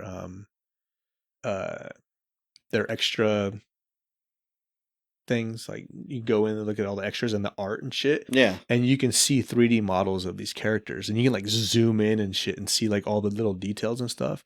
And the bloaters and the runners are fantastic, but if you look up close to like a clicker's face, it is fucking intense, bro. The detail they went into doing the actual show. I actually watched behind the scenes, and wow, there's just so much. Did you watch all of the first season? Uh-huh. Okay. Oh yeah. And it ended with where did it end? Because I don't want to say. It ended with, so he found Tommy. Okay. And then Tommy told them where to go. Basically go to the college or whatever, because that's where, from what he knew, that's where he had to take her and everything. So they went there, couldn't find him, and then it's been a year or two since I've seen it, but he ends up, they end up going to where, they see the giraffe and everything, and she touches the giraffe. Okay. And they did that scene. Okay. Right on dot, camera angle and everything. I saw that. Yeah. And right when they were talking to each other, and it felt like, oh my gosh, like Joel is calling her his daughter. He's at that moment. And then what's her face they get knocked out, and then he wakes up, and then that black chick, part of the Fireflies. Yeah. So the leader is like, hey, Joel, hey, we're going to have to talk. Yeah. Like, you're going to have to calm down. And Mhm. he's like, well, where is she? Blah, blah, blah. And then he just goes ape shit Mhm. on the entire freaking hospital. Yeah. And kills everybody. And then they're going back to Tommy, and then he lies to her, saying that there was no cure. Yeah. It was all a lie. Okay. Even though, like, this had to be her decision. Right. You're taking this decision away from him. But in my mind, I'm thinking, she never said for you guys to do this. Yeah. But she did tell Joel, if I could save the world. In a sense, she literally said, if I need to sacrifice myself to save the world, I'll do it. I'll do it. And that was, but Joel already lost his daughter. He already lost his daughter. Why would he want to lose another go one? through it all over? And that was such a hard thing to watch, losing his first daughter. Yeah. I mean, that was just rough. And seeing how those two, literally in the very beginning, Joel was a hardened asshole. Yeah. He knew exactly what he was trying to get the batteries. He was trying to get the hell out of Dodge. You know what I mean? And it went from that to him literally starting to genuinely feel like he is a father again, and he could do this right, and protect her. And that's what he did. He ultimately basically was just like, but the thing is Ellie, you could see it in the shot towards the end when he said there was no, cure. She looked at him and was just like, I know you're fucking lying. It was she knew exactly, and you could see it in her eyes, and I was just like, yep. Now we know how the second season's gonna go. So when you watch so it sounds like the first season was the entire first game. It was. They literally could to the game to the first. So the second season, I'm assuming, unless they prolong it even further, make a third season, whatever, however I'm kind of long. Curious. Yeah. You should have the entire full second game in the second season. And if that's the case, get ready for a fucking wild ride, bro.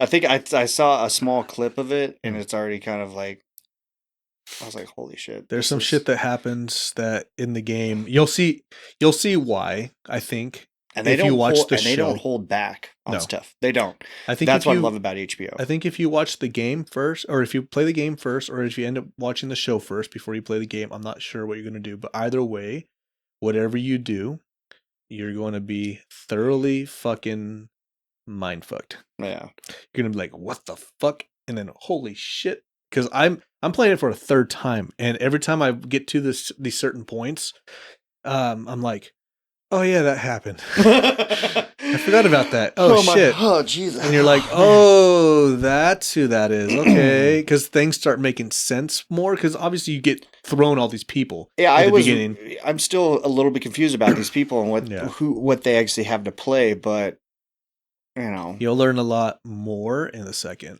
And I don't know if they have any talks about another game, because the way the second one ends. Is it kind of like this is it? It leaves you. It's kind of a weird ending, because it does kind of tighten things up, but it also leaves room for a cliffhanger. Yeah, like it could go either way. The way it ends, it could either go, this is it, and this is the end, or you could go a whole nother direction and be like, okay, yeah, cliffhanger, third game's coming, and this is it. Yeah, of course. So I like how they left it open ended, kind of like that. But at the same time, it is a conclusion point. So you're like, maybe this is the end. Yeah, of course. So it takes a pretty good storyteller to be able to. It does. And it also takes an open mind to really be okay with, because HBO, like I said, they don't hold back on a lot of stuff. Yeah. And that's what I love about them. Mm-hmm. They... after, because I love Game of Thrones, the Game of Thrones and stuff like that. So I've been watching theirs, and the House of the Dragon, season 1, episode 1. I mean, they really didn't hold back on that, the birthing scene or stuff like that, and it's just crazy. But me, I've only seen a half an episode of Game of Thrones. I can tell you that I've never seen a full. If you haven't seen Game of Thrones, you need to watch it, people. It's It's on a list. I made fun of, I made my buddy Cameron. I made fun of him because I was like, "Oh, Game of Thrones," because everybody was talking about it. Everybody was talking about it, and then I, out of nowhere, I just turned it on and started watching. I was like, first, and the first season was literally about just sex. Yeah, you know, see a lot of stuff, and you're like, what's the point of this? Second season starts to get better, third, fourth, fifth, and I was like, wow, I'm all about this now. I think the sex got him hooked, and then the sex, you're like, as a guy, you're like, yeah, or some women are like, oh wow, that's hot, but you're like, damn, you're like, nice titties. That's a lot of boobs. Yeah, but they got you hooked with the sex, and then then they got you real fucking addicted with the violence. Yeah, and the politics of it. The politics. I feel, gosh, I used to hate politics, and I still, in a sense, do, because especially with what our country's going through right now. They're important, but I think I hate them too. Yeah, and so for me, like with Trump right now, he has a big mouth, but his politics in itself are good, and he does. I believe that he's trying to get us out of the shithole. We were literally, inflation was down at a low. Yeah. After when he left, and then he's whoop. Yeah.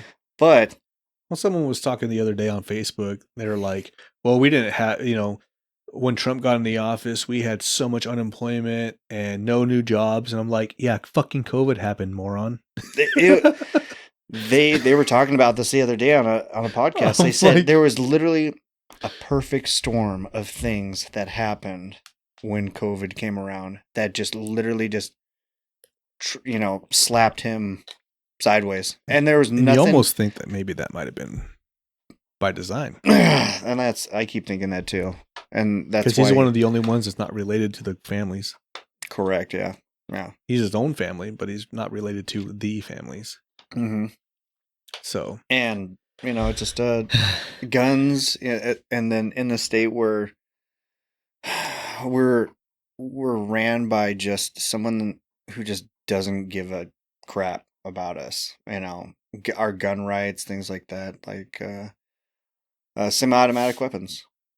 It's we don't use it just for self-defense. We also use it for fun. That's like 80% of firearms nowadays. Target practice and everything else. It's I wanted to buy an AR. I actually wanted to build an AR, and I talked to my buddy Austin, who owns or co-owns Yakima Arms. Okay. Or the range. Sorry, the range. Oh, the range. Okay. Yeah. And he was going to help me build, an AR, and then when that happened, it just there goes all the parts that I wanted to buy and everything and put together. If you ever find yourself in Idaho, just pick them all up. I know.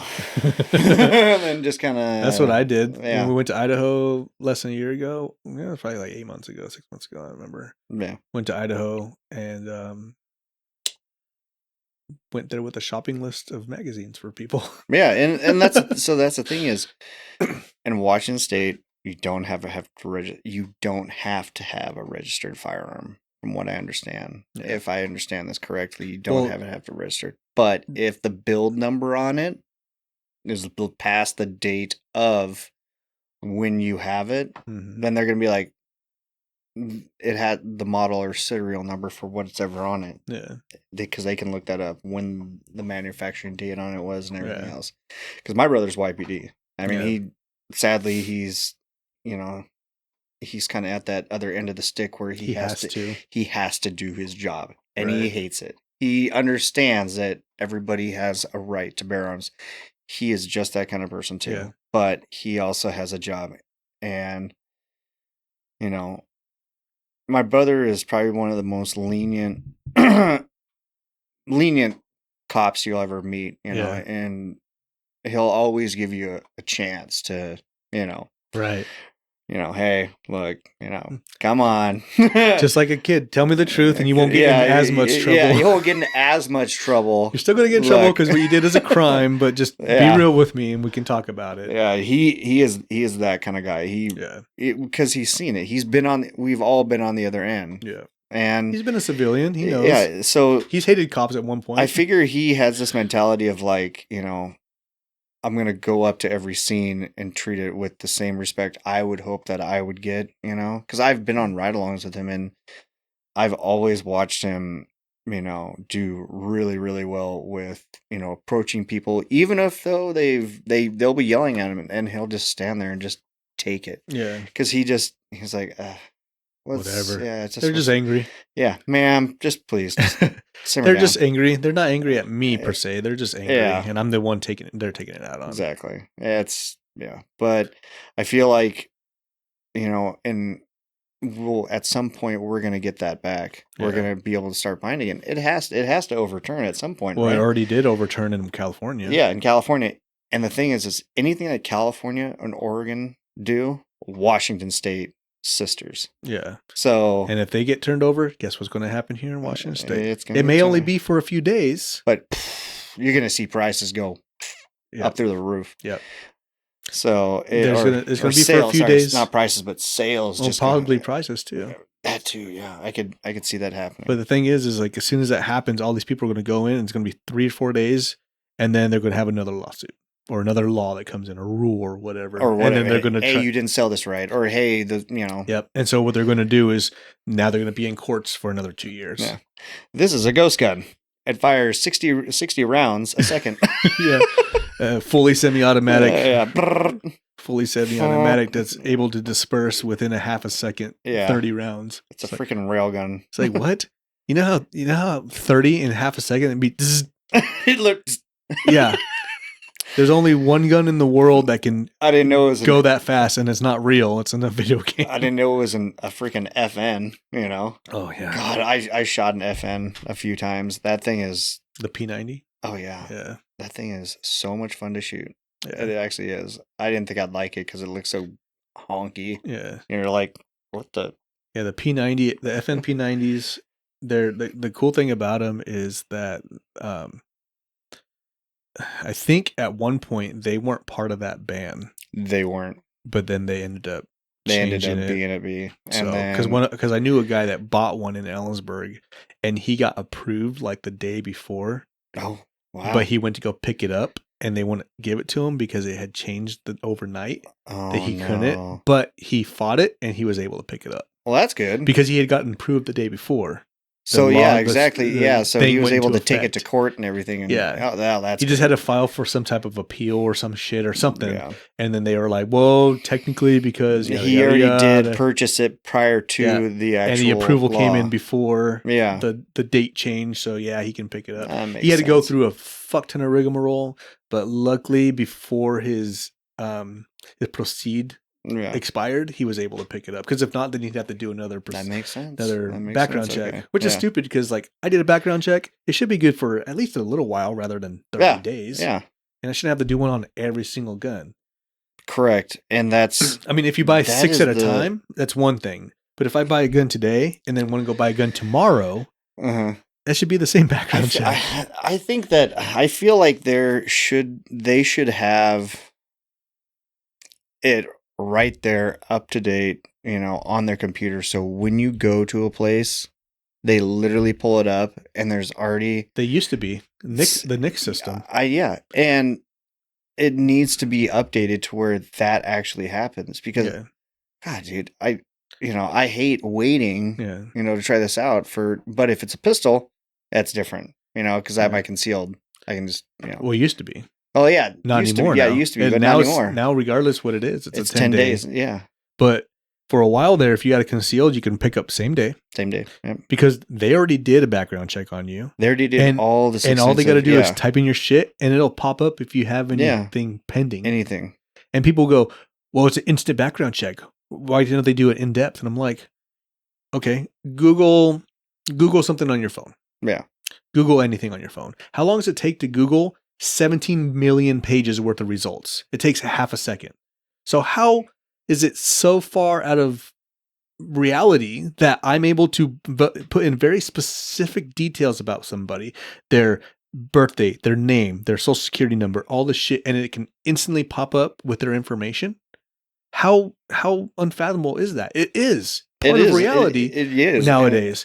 And you're telling me that the federal government doesn't have a system, doesn't know what the fuck they're talking about? I mean, I don't think the government knows what the fuck they're talking about. Yeah. But in that sense, they're gonna know if you have any pending charges, or if you are a felon, or any of the other shit, or if you're not supposed to have a firearm. Yeah. They're gonna know that within 99%. And people go, "Oh, is that 1%?" I'm like, "Well, you think anybody's gonna catch that 1%? You think even local police department are gonna catch that 1%?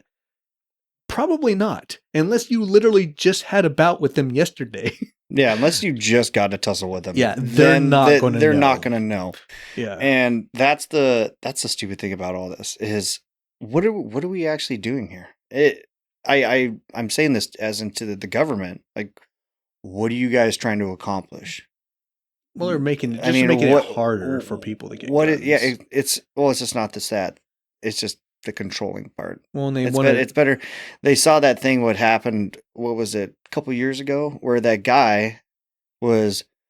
The big protests in Seattle were happening, and that one dude knocked out that other dude with the AR-15, and then took his AR-15 because I was up in here in Seattle, wasn't it? Where that happened? So. Yeah, it was up here, and it's like that guy was a boss that did that because he saw that other guy misusing a firearm. Yeah. And he's like, dude, you're going to either kill me or kill everybody else. Yeah. And so he just knocked him out.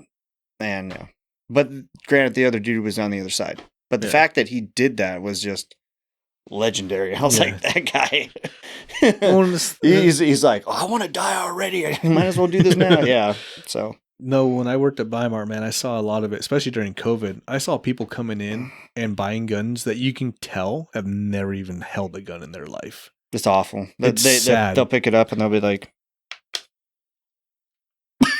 or whatever. The worst one. It was an Asian guy, and I've told the story plenty of times. But he was looking at a Springfield XD, pretty decent firearm, nothing crazy, and he goes. Him and his wife were like, "Can I look at that firearm?" And I was like, "Yeah, sure." So I take the magazine out, rack the slide a couple times, make sure it's cleared, and left it open, handed it to him. And he picked it up and he held it from like his tippy fingers like this. And he was just like holding it like this. Oh, very good gun. And he was like, "Yeah. Very good." And then he sets it down on the little pad that we had, so it's not on the glass. Yeah. Very nice. Taps it twice and goes, "I'll take it." And I go, look up at him, and I go, "Do you want to hold it?" He goes, "What?" And I'm like, "Do you want to hold it in your hand?" He's like, "No, it's okay." And I'm like, I hope I'm nowhere near you when I need help, and you're the only one with the gun. I think because if you shoot at the bad guy attacking me, chances are you're going to kill me. Yeah, or both of us. Yeah, or even yourself. And that's the thing is, and here's the thing: if that guy bought that gun and then went immediately over to a place like the range and got gun lessons, fuck it, thank you. Yeah, I'm all and for I hope that. I hope that was the case. I hope that's their mindset, is not blindly going into this being like, well, I have a gun now. Yeah, and because I know people that own guns and they don't know how to use them. And I have friends that have never shot a pistol before, and then the way they hold it is just, I'm like, what are you doing? No wonder you can't hit that target. Yeah. It's right there. Yeah, you can't hit it. And I tried to do my best to show them how to hold it, but I mean, I've been shooting since I was like, I don't know, 9. Yeah, old enough to be able to shoot like a pistol. Yeah, I've been shooting, other guns before then. BB guns, like BB guns, pellet guns, or even like a 22. Yeah, a 22 rifle. Safety wise, that counts. But otherwise, learning how to do basic gun, like don't safety and everything like that. Don't point the barrel at anybody. Don't keep your finger on the trigger. Keep it on safety. Act like it's loaded, even if you feel like it's not, or even if you know it's not. Unless it's completely taken apart, that thing's not unloaded. I feel like every child at 11 or 12 years old needs to go through a gun safety class. They should. I think so. Have you seen Russia? What or some of those other countries over there in the old USSR? A lot of those kids are Where walking around with guns. they're literally taking an SKS or an AK, taking it, and they're being timed. And this is in schools, like either a middle school or a high school. I've watched them do it, and I'm just like, oh my gosh. Yeah. Well, all right. What do we got over here? All right, they're baking a cake. Okay. well, the thing is back in the day, they used to have like gun club and stuff in schools. They did, and people had it in their back of their truck or in the window or something, and no one ever had any a shotgun issues. in my behind me in high school. And no one said anything. Yeah, no one cared because we're a bunch of country boys. Well, not only that, but like it's Sela, for God's sakes. And we didn't. Guess what? We never had a school shooting. Yeah, we came really close. We've come close, very close to where the kid was actually walking in school with a gun, and I remember that too. I was going home on the bus, and I think it was junior high, and one of my other friends that was sitting next to me was like, "Hey, did you hear about so and so?" And I was like, "No," and he's like, "Oh yeah, they found a pistol in his locker," and I'm like, "What?" Oh, shit. So yeah, they're like, "Yeah, that's why we saw the police cops. and the dogs in the hallway during lunch." And I'm like, "That's awesome. Crazy. That's awesome." The craziest thing I ever brought to school was weed or beer or vodka. Yeah, same here. Brought weed because I sold it and smoked it. Yeah, I remember. Beer because I would put beer inside the apple juice containers if I didn't have vodka. Right. I used to sit out in Nick's Pontiac Fiero with him. Nick. Mahoney? Oh, Mahoney? yeah. Mahoney? Yeah, I can't remember how do you say it, but we used to. I remember all those seniors got me into that. Gosh, that was awful. But they had it. So I was just like, yeah, I'm gonna smoke it. Can't remember who I was talking to, but with it might have been Joseph. Anyways, we're talking about do you know Weston Wyatt? Yeah, I'm pretty sure I do. I think he's a couple. I think he's younger than me. But anyways, I used to smoke in the upper parking lot in his truck every morning before school. Yeah. We used to sit there and just hotbox his truck. Weston. Yeah. Okay. Yeah. Okay. Yeah. We used to sit sitting there, and then we would go into the door by the wood shop because his locker was over there, and that bathroom's right there. So we'd go in there, go in his locker. He'd have Febreze and eye drops, wash our hands, things like that. Yeah, and then just go. That was the routine. Yeah, because my brother and I, we'd get to school. We'd park in the lower parking lot. And then we'd already be high before we get to school, or we'd smoke down in the lower parking lot, and then we'd walk inside, and I would go directly for Vikings or Thor's. Oh, Thor's. Yep. Thor's Corner. Yeah. And get my giant cookie because those cookies were amazing, and you hope to God you got a good one too. Yeah. The one that literally just fell apart is not the ones that they had 3 days ago. Yeah, 3 days ago, and it's just like it's just rock hard. And I think a little carton of milk, and walk down the first period. Yeah, and then on the way there, you just hoodie, just in your little world. Yeah. Hope to God you don't bump into Fortner or whatever. Fortner. Mr. Cavin, what are you doing here? Yep. Nothing. Here's a can of chew if you don't say anything. Yeah, he'd always call you by your last name. Yeah, Cavin. Yeah, that kid just. Yep. He was a pretty cool guy. He is a cool dude. He's still a cool dude. Didn't he have cancer? Yeah. Did he get past it or that? I don't know. Okay, yeah, but I about that. I saw him. I think it was maybe a year and a half ago, and you could tell he had lost some weight. Yeah. And he just looked older than the last time I saw him, which wasn't much earlier before, maybe within a year or two, and you could just tell like he had some shit going on, and I didn't want to pry too much. Yeah. So I was like, "Hey, Fortner, how's it going, man? Looking good, brother?" And then come up and fist bump him or handshake him or whatever. That was the thing. It was always this. Yeah. Fortner was a cool guy. Yeah, he had to do his job, just like your brother does, or whatever. I partied with him a couple of times at the oh gosh, who is it? the Helms, Oh. the twins. They had a house Mm. over by I want to say where 7-Eleven was, down in that area. Yeah. And I remember they were having a kegger one time, and they're already out of high school. They're already graduated. They're already gone because they graduated with my brother Ira back in '99. Oh, okay. And I was over there hanging out, and I think it was my senior year, and I was hanging out with them, and then Fortner starts walking down the stairs. I'm like, shit. I'm trying to put the beer somewhere, trying to put my cigarette somewhere, and you're like, oh shit, he found me. And then he picks up a cup and starts drinking. He's like, what are you guys all staring at? And we're like, this is awkward. I guess now we know. Now we got dirt on you, Fortner. No, but Fortner was never like that. He was always hella chill. Yeah. You know, unless he gave you a chance. Unless he caught you in the act and had to do something about and it. had to do something about it, he would. Yeah. But he would always give you your side. Yeah. But he I remember this one time my buddies and I, it was me, Cody Coonahan, Taylor Price, Tyler Least, and Farva. We had this, Farva. Yeah. We had an auction, cattle auction we had to go down to in Toppenish, and we didn't want to stay for, I think it was 5th or 6th period. So we bribed him with a log of chew. Yeah. And we all piled in my buddy's 1989 Nissan 200 SX, 2-door, and we all piled in that thing, just took off to that auction, cattle auction. I don't know how many times I've slipped Fortner so much. Just fucking, I see him and I'm like, oh shit. Yeah. Quickly run upstairs really quick. Yeah. And I'm just going to the bathroom. And you could hear him all the way down the hallway. You could hear him so far down the hallway. Yeah.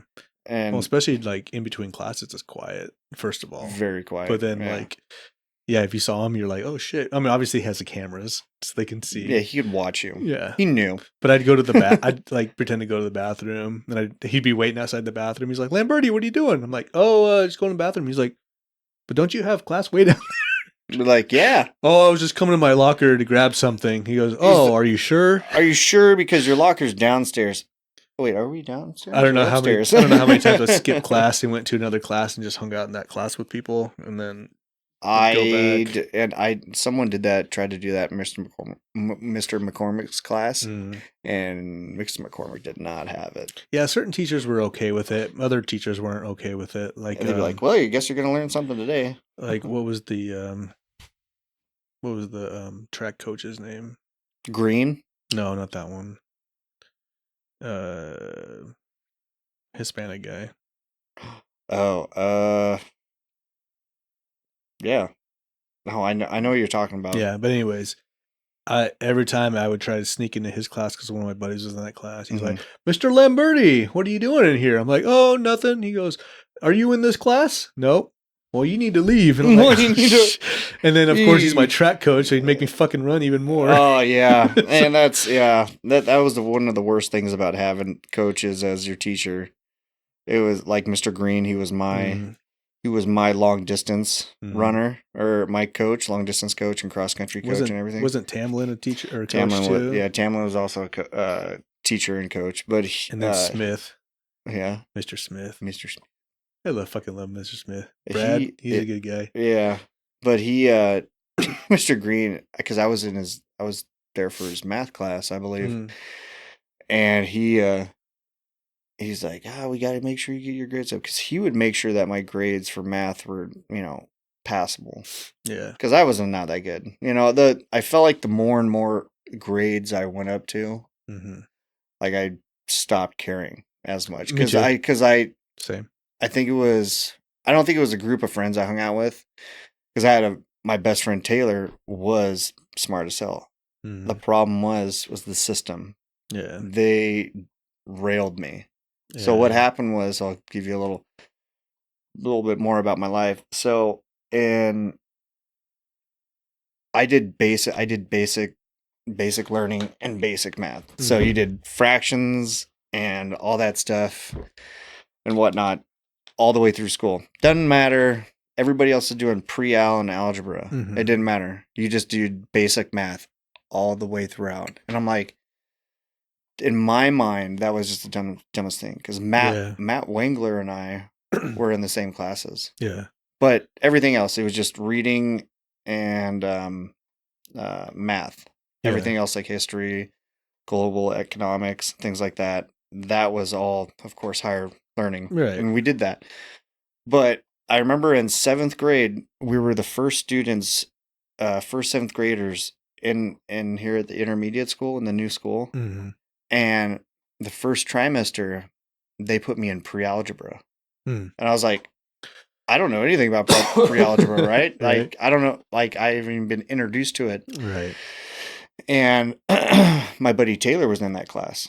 So we sat next to each other, and I ended up holding a B plus through that whole trimester, right? Mm-hmm. Well, at the end of the trimester, I got called in my counselor's class or her office, Mm-hmm. and she's like, "So you've been in pre-al for this long, blah blah blah, and everything." I was like, "Yeah." I was like, "It's great. I love pre-algebra. Yeah. Can't wait to get to algebra, you know." Right. And she's like, "Yeah, sorry, we're gonna have to put you back in basic math." And I'm like, "What? Why?" You have a B And plus. What are you talking about?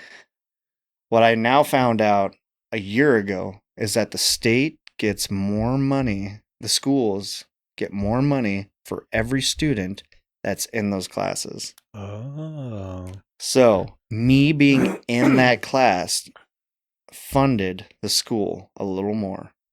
And that's where they So looked at it. they didn't push you for enough so they can get a few extra bucks. Exactly. So they're like, That "Oh, makes well, we're sense. gonna bring him back." That's The thing is if they had have left me in that class, I think I probably would have gone to a better college or, things like that. I would Yeah. have done so much more, and I hate that. I Yeah. hate that about the the superintendent Yeah. or whoever decided that they should have just kept me. I Right. wish I could have argued my case because I But like doing but that. you're a kid. Yeah, I you're a mean, kid. You can't do nothing about it. yeah. So in 11th grade, I at the end of 11th grade, I dropped out and Yeah. I went down to Estacada, Oregon Mm-hmm. and graduated from that Estacada High School. Yeah. And because their learning down there their learning critique is a lot different in how they do about things. So they're more involved. Okay. Then I got back into the pre-algebra and everything. Hmm. So my whole thing is, I think you should always push students or find out if they really want to try more. Right. Most kids are, they're curious about other, new things all the time, but Right. really trying to get, kids to do more is great.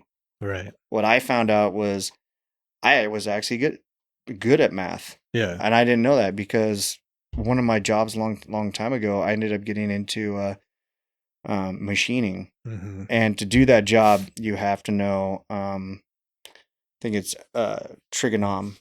Oh, trigonometry. Yeah, you have to know that. I didn't know that. Yeah. That's like way advanced. Yeah. And I had a supervisor in there about my age, and he basically threw me a trigonometry book. Yeah. Everything you need to know. I didn't know anything about machining, just manual mill and manual lathe. That's all I knew. Mm-hmm.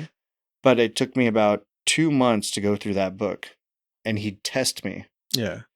So I got 2 months through, and after that, I knew trigonometry, knew shapes, Yeah. signs, things like that. And it was very interesting to think that, wow, I literally skipped algebra, everything else, geometry, yeah, all that to shit. get to trig. Yeah. And I was just like, wow, damn. Yeah, and it's I guess it's pushing my mind. If I get lazy, then I get, if nothing interests me, then I'm just like, Yeah. Like dirt biking. I just got back into riding up in the mountains and stuff Mhm. like that, and rodeos. I did rodeo for a while. Did you go to the one in Ellensburg? Yeah, Nice. I got back into team roping and stuff like that and whatnot. And I've just been trying to dabble here and there, but with this new job that I'm hopefully going to get working for the government, Yeah. all the wind machines. Well, I got the job. I'm just on a waiting list or on a wait because they're building 2 new brand new hubs, one in Chicago and one in Colorado. So I'm okay. kind of on standby Until those are working done. at my other job until this happens. Nice. Yeah. So Crazy. Yeah, it's one of those things that like, so to go back to the math thing, in high school, I hated algebra. I hated geometry. But once I got up to algebra trig, mhm. I loved math after that because it wasn't more about like the numbers and shit. It was more about the problems and Yeah. And it's actually fun. it's fun. And I Yeah. think to an extent, it's almost easier It because you're is. not looking for actual It was solution. so You're looking for the equation and why the it equation works. of yeah, exactly. And that was the fun part about writing it out. Yeah. Writing different codes out Yeah. is actually a lot of fun. Because Yeah, because then you see if it works yeah, or not. yeah, and then you put it into a computer, watching it actually do that. Because Right. I worked on, you have CNC and then you have NC, Mm. which is basically the plasma gun Mhm. or torch gun, Yeah. on metal. And that was one of the machines that I did, and I got to the point to where I could write my own code, and Wow. that was a lot of fun. Yeah. You can have it do whatever you want it to Yeah, do. and then I remember my buddies and I we used to, my machining buddies and I, we used to talk in code to each other when we went out to the bar one time. And I was like, dude, I'm gonna freaking y-axis over to your 3.5Z, and then I'm gonna Z your A like 5 incremental times. I'm like, what the fuck? Everybody else is like, look at these fucking nerds. What the hell is wrong with them? What are you paying? It's just Don't worry. I actually don't worry, actually he's liked drunk. it, and Irwin Research and Development was the place that I worked at, but it was a really great place. Yeah. Yeah, great leadership too, at least from what I remember when I worked there back in 2011. Yeah. So Quite a few years ago. oh yeah, quite a few years It's probably ago. changed since then. Definitely changed. Different people come in, different management styles and Yeah. whatnot. So And also different countries go there a lot too. Like we had China there quite often. So every time I remember this one morning was walking from the parking lot to go inside, and the Chinese flag was up next to the American flag. I was like, are we being dominated? And The it was, invasion but the started. thing was, is the Chinese flag was lower than the other one. And I was like, oh, that. And my buddy was like, yeah, they have a representative here from China right now, and because so what that company designed was all the paper trays, the machines that build those, that make those. Irwin Research Development is the one that builds those machines. Okay. So they send them to different countries. So countries buy those. Okay. So like Brazil was there, freaking Australia, and so yeah, they would come over at how many do you want? Oh, we want 5 or 6 of these things, 5 or 6 units. Right. That took us so many months to build one of those things. Right. Because they're on a giant flatbed semi and they get hauled out on a low boy all the way up to the port to go overseas. Yeah. So that's 8 months out. Yep. Before getting to their destination. Exactly. So it's it was great to know obviously that they want to come and make sure that we're doing it right. Yeah. And the owner was crazy Republican. I mean, the most conservative person I've ever met. He would make us watch movies, or he'd have us watch movies about how the government is stealing our lives and things like that. Like Shit. He would literally, it's like an old school conspiracy theorist. And he would pay us an hour to sit and watch the movie. Yeah. He's like, well, this is mandatory, so everybody had to go to it. And I'm just like, so me and my buddy would just this is stuff we already kind of know, but he was. You telling me the government doesn't have my best interest at heart? Yeah. Oh, well, shit. That's news to me. Well, and the funny thing was, I remember this one time. So he owned Yakima, or he owns Yakima Arms. Okay. And he'll let you carry on the job.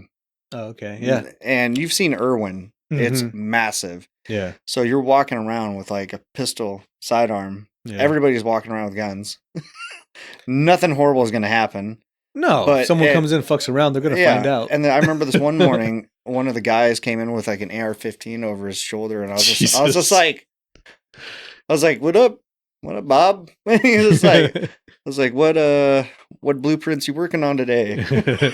He's all putting it in his locker, and I'm like, why did you bring that? He's like, oh, I got to take it over to Yakima Arms and drop it off and get it worked on. And I was like, oh, well, that makes sense. Jesus, dude. But I remember this one morning. It was around 6:00 in the morning. It was dark, and me and a bunch of everybody else showed up, and the cops were there, all over the place. And we're like, what the hell is going on? Mm-hmm.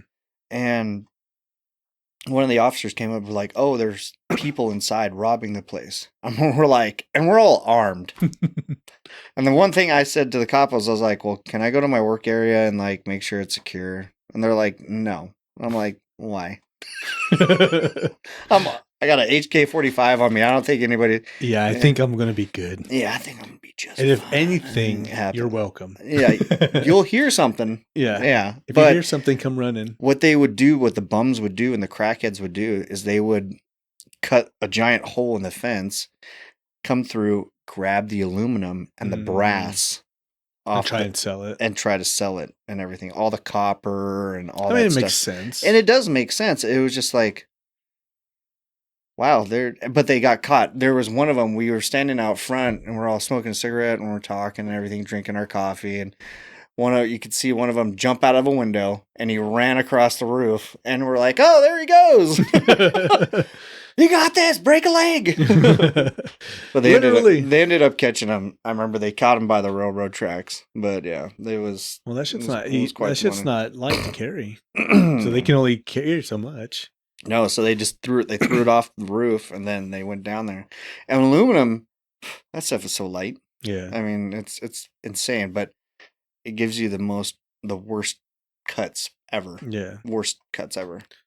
Yeah. And well, it depends on how, because if you're going to sell it, you got to carry enough to make it worth your while. Correct. Yeah. So it'd probably be a little heavier maybe if you had it so much. Just a little bit. Yeah. Yeah. But then like brass and copper is heavy. Correct. If you have enough of it. Mm-hmm. So it's like, and obviously they want as much as they can get because they want to sell it and make as much money as they can. Yeah. But I mean, that just bogs you down, bro. If you got 60 pounds you're carrying around. You're literally, it's a lot. Yeah. I mean, it may not seem a lot at the time. Until a seller, they're going to be like, where'd you get that again? Yeah. Found it. Yeah. Yeah. Oh, I found it over by the railroad. Must have came off some cart. Yeah. Yeah. They're like, no. Most places are going to be like, no, I can't sell it. Yeah. Unless you find a chop shop or something. Exactly. If you find a chop shop that's willing to do it, then they're going to end up melting it or smelting it down. Yeah. To something. Bunch of coins. Yeah, exactly. If they do that, then that'd be a lot of money. Yeah. I mean, we have copper and brass, or copper, bronze, silver, and gold in, different rounds and denominations of weight and stuff. Yeah.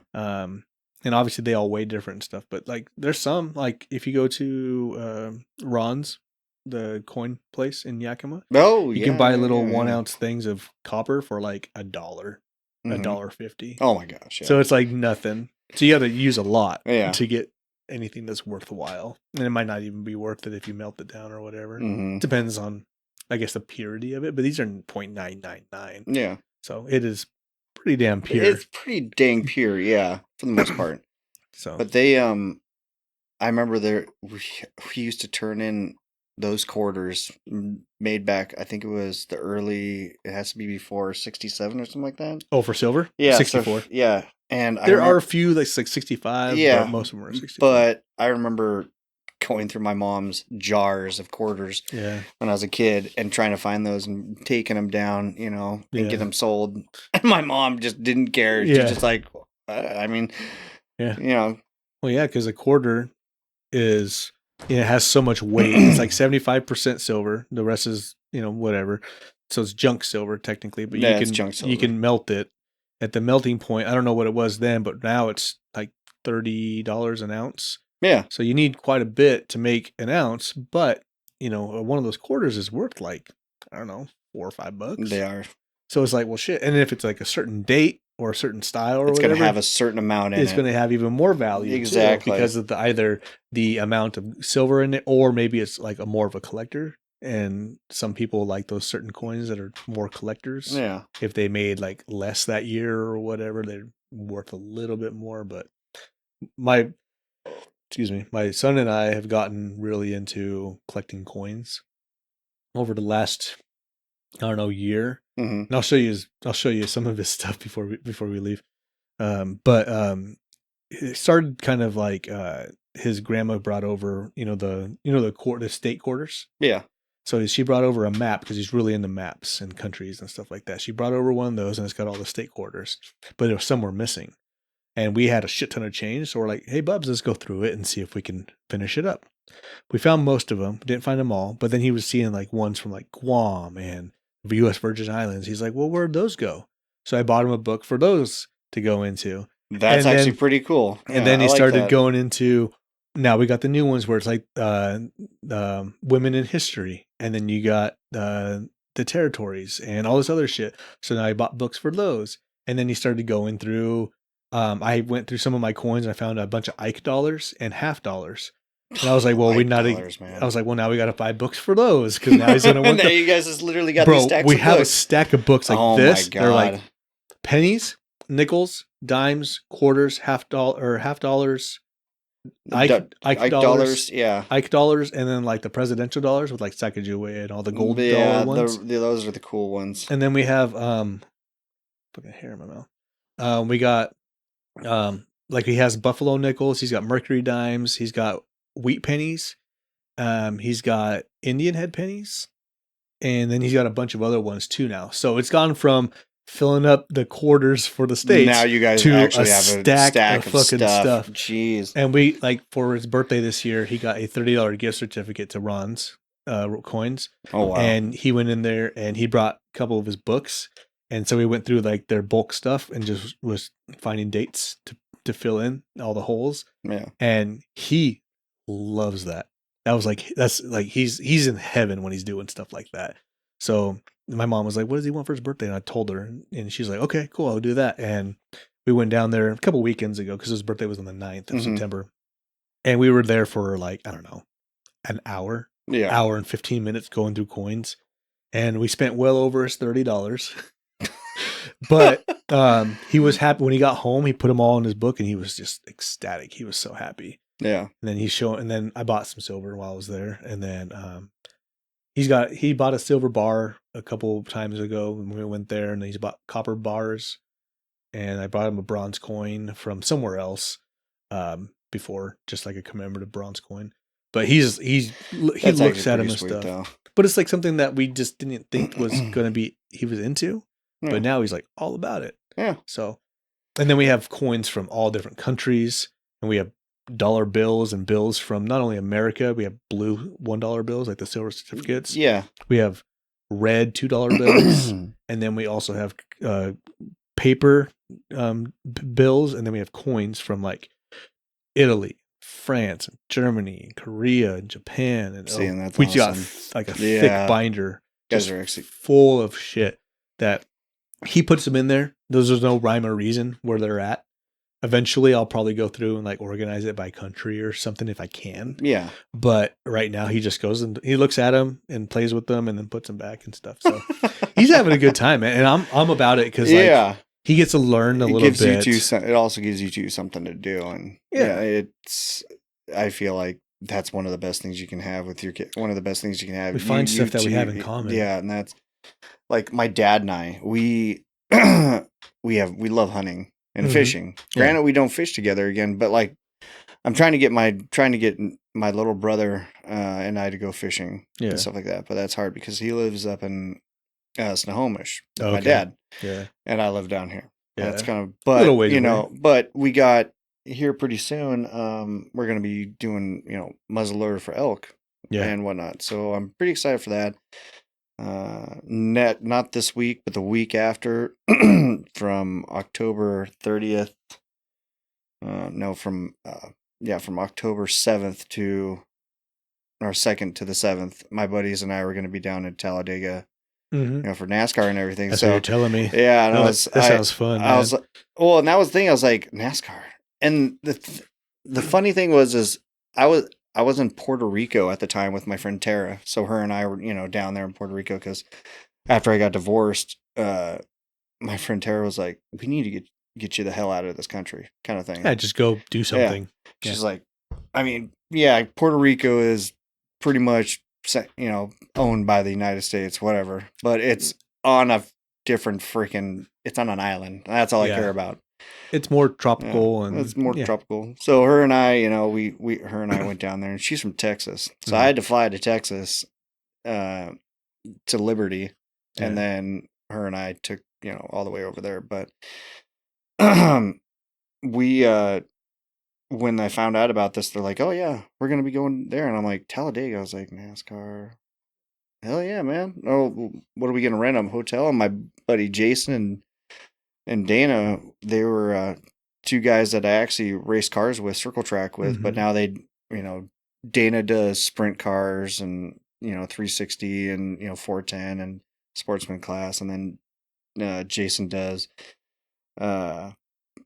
I think late model and super late model are out here, and I don't race anymore. I did legend cars with them and stuff like that, but after they upgraded and I didn't have the money to follow them. I ended up selling my legend car, but we loved racing, and we're like, oh, we're going to go do this. And it's a guy's trip. And I was like, dude, that's awesome. So now we're a week away, and my buddy Dana made us like shirts and stuff like that. It says like, Talladega first inaugural boys trip 2004, la la la.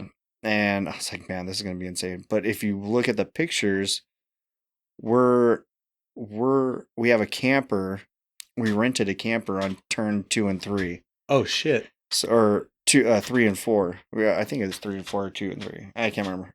Anyway, so we rented one there in the infield. So we sleep in the infield, in the track. That's fucking dope. Yeah, and apparently at night it's just a massive party. There's a rodeo that apparently they have there, an actual rodeo they have in the infield.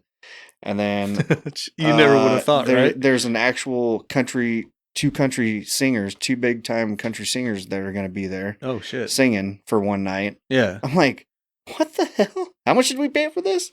But all together, I think it was for four of us to go. It was like $4,000. Dude, that's nothing. Yeah. I mean, I think it was like 4,500 or something like that. And I was like, dude, this is probably one of the greatest things ever. That's like 1,100 per person. Yeah. To go for what, 4 days, 5 days? Yep.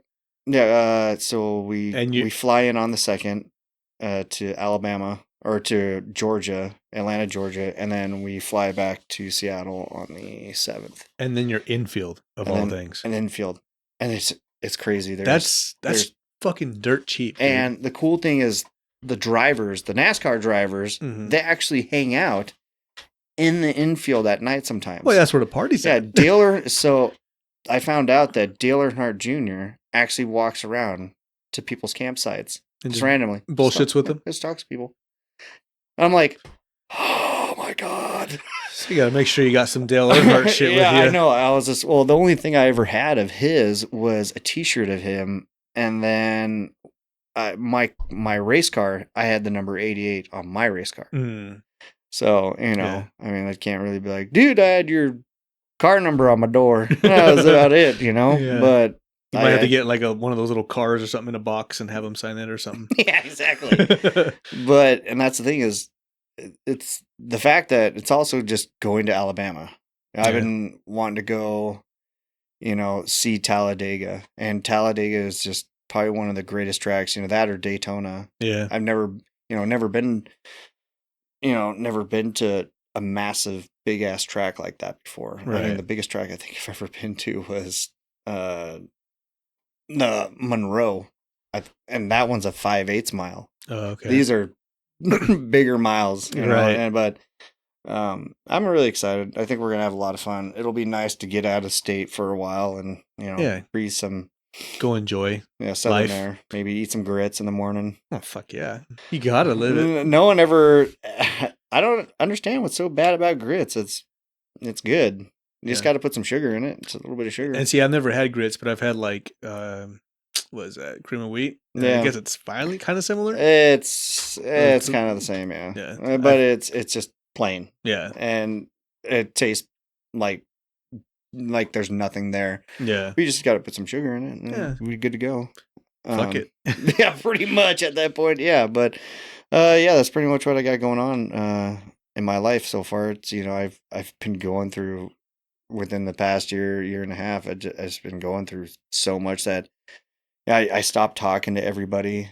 It's nice And to be able to just yeah, chill I'm with some really friends and and that's the thing is like I'm trying to get back to who I was before, yeah. and me was super like outgoing, nerdy. You know, Yeah. I was in a biker club for 13 years Mm.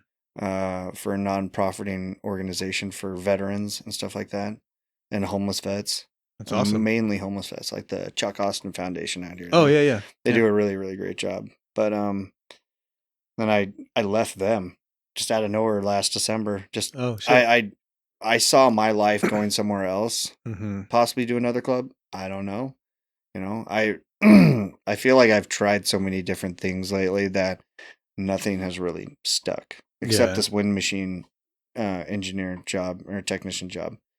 And I just love traveling the Yeah. country, and that's just what I see myself doing. Yeah. Problem is home life. Trying to find a woman that's actually ready to hold it down for that kind of deal, Right. because you're gone for like a week and a half, Yeah. and then That's tough. and then you come back for a weekend, or you're back for a month.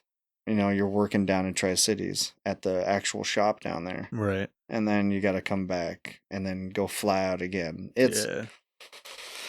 It all depends. And I'm really, like I said before, I know now what I want, and it's really hard to find what you want. Yeah. And it's not that easy. But everybody keeps telling me, like I'll tell everybody, just not your time, man. You just gotta wait. It'll happen. It'll happen when it happens. Mhm. That person will come along, and But see, you're giving that advice to everybody, but you're not taking your own advice. it's hypocritical. Yeah. Uh, No, I'm the same way. Yeah. I tell people all the time, like, don't worry about it, man. Things will happen when it's supposed to happen. But when things don't happen for me, I'm like, what the fuck, man? Yeah, what did I do? I deserve this. Thanks, man. And you Thanks, think, I appreciate it. Yeah, and that's the thing is you think that you deserve it, but when Well, you don't. when you're asking yourself, or when you're telling yourself, I deserve this, I don't know. Sometimes I try not to get too into myself to where Mhm. I think I should. It's more of, do I yet? Am I ready yet? I think I'm ready. You think you're ready, but maybe you're not. Yeah, exactly. Maybe there's a reason why. You're It's not. because you're not yet. Yeah. Maybe after this trip, this boys' trip, Yeah. you'll reset, come back, get some good news. Yeah, grind away and Yeah, whoever. And then you'll get some good news. Maybe, you go out and meet some fucking girl or something. Yeah. And then she's like, you know what I've always wanted to do? Fucking travel. What girl doesn't like to travel though? Yeah. I mean, but I love when my husband is away for months at a time. and then yeah, comes back. I love it when he's not there and it's just the house to myself. That scares me. Yeah. Like, come back to the house and it's completely different. Yeah. Well, I don't know. I mean, I know some people that, are together, and even though they're in the same house, they're both doing their own things. Like, Yeah. And my wife and I do our own things, but most of the time we're trying to do stuff together, especially with the kids. But like, I'm doing my own thing right now. My wife and the kids are up at her parents' house up the street, and they're doing stuff. But then like, sometimes she goes and does stuff, and then I'll watch the kids, or we'll take the kids and go do stuff together. Yeah. We do our own thing. Of course. It's a little harder for her because she's mom. Mm-hmm. The boys want mom, especially when dad's being mean, or they're not feeling good, or they fall down and get hurt. They want mom. They don't want dad. They don't want dad. They just want mom. Now when it's time to have fun and play, they want dad. Yeah. Because not that mom isn't fun. Dad just does more crazy stuff. We roughhouse. We roughhouse and we wrestle and we do stuff like that. I think that's why I liked like my mom.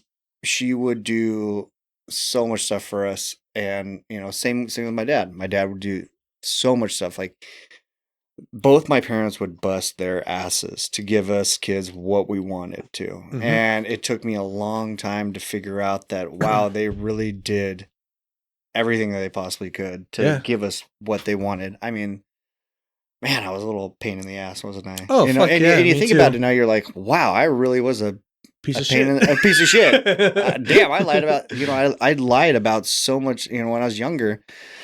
I was this, I lied about a lot of things to get away with it with my parents. Yeah. And now that I look back at them, I was like, they knew, but they were Yeah. just like, all right, we'll just, They're like, whatever. he'll learn. One day Yeah. he'll learn and stuff like that. And having things to do with like my dad, just me and him that we love to do, and that knowing that my dad, I could roughhouse with my dad.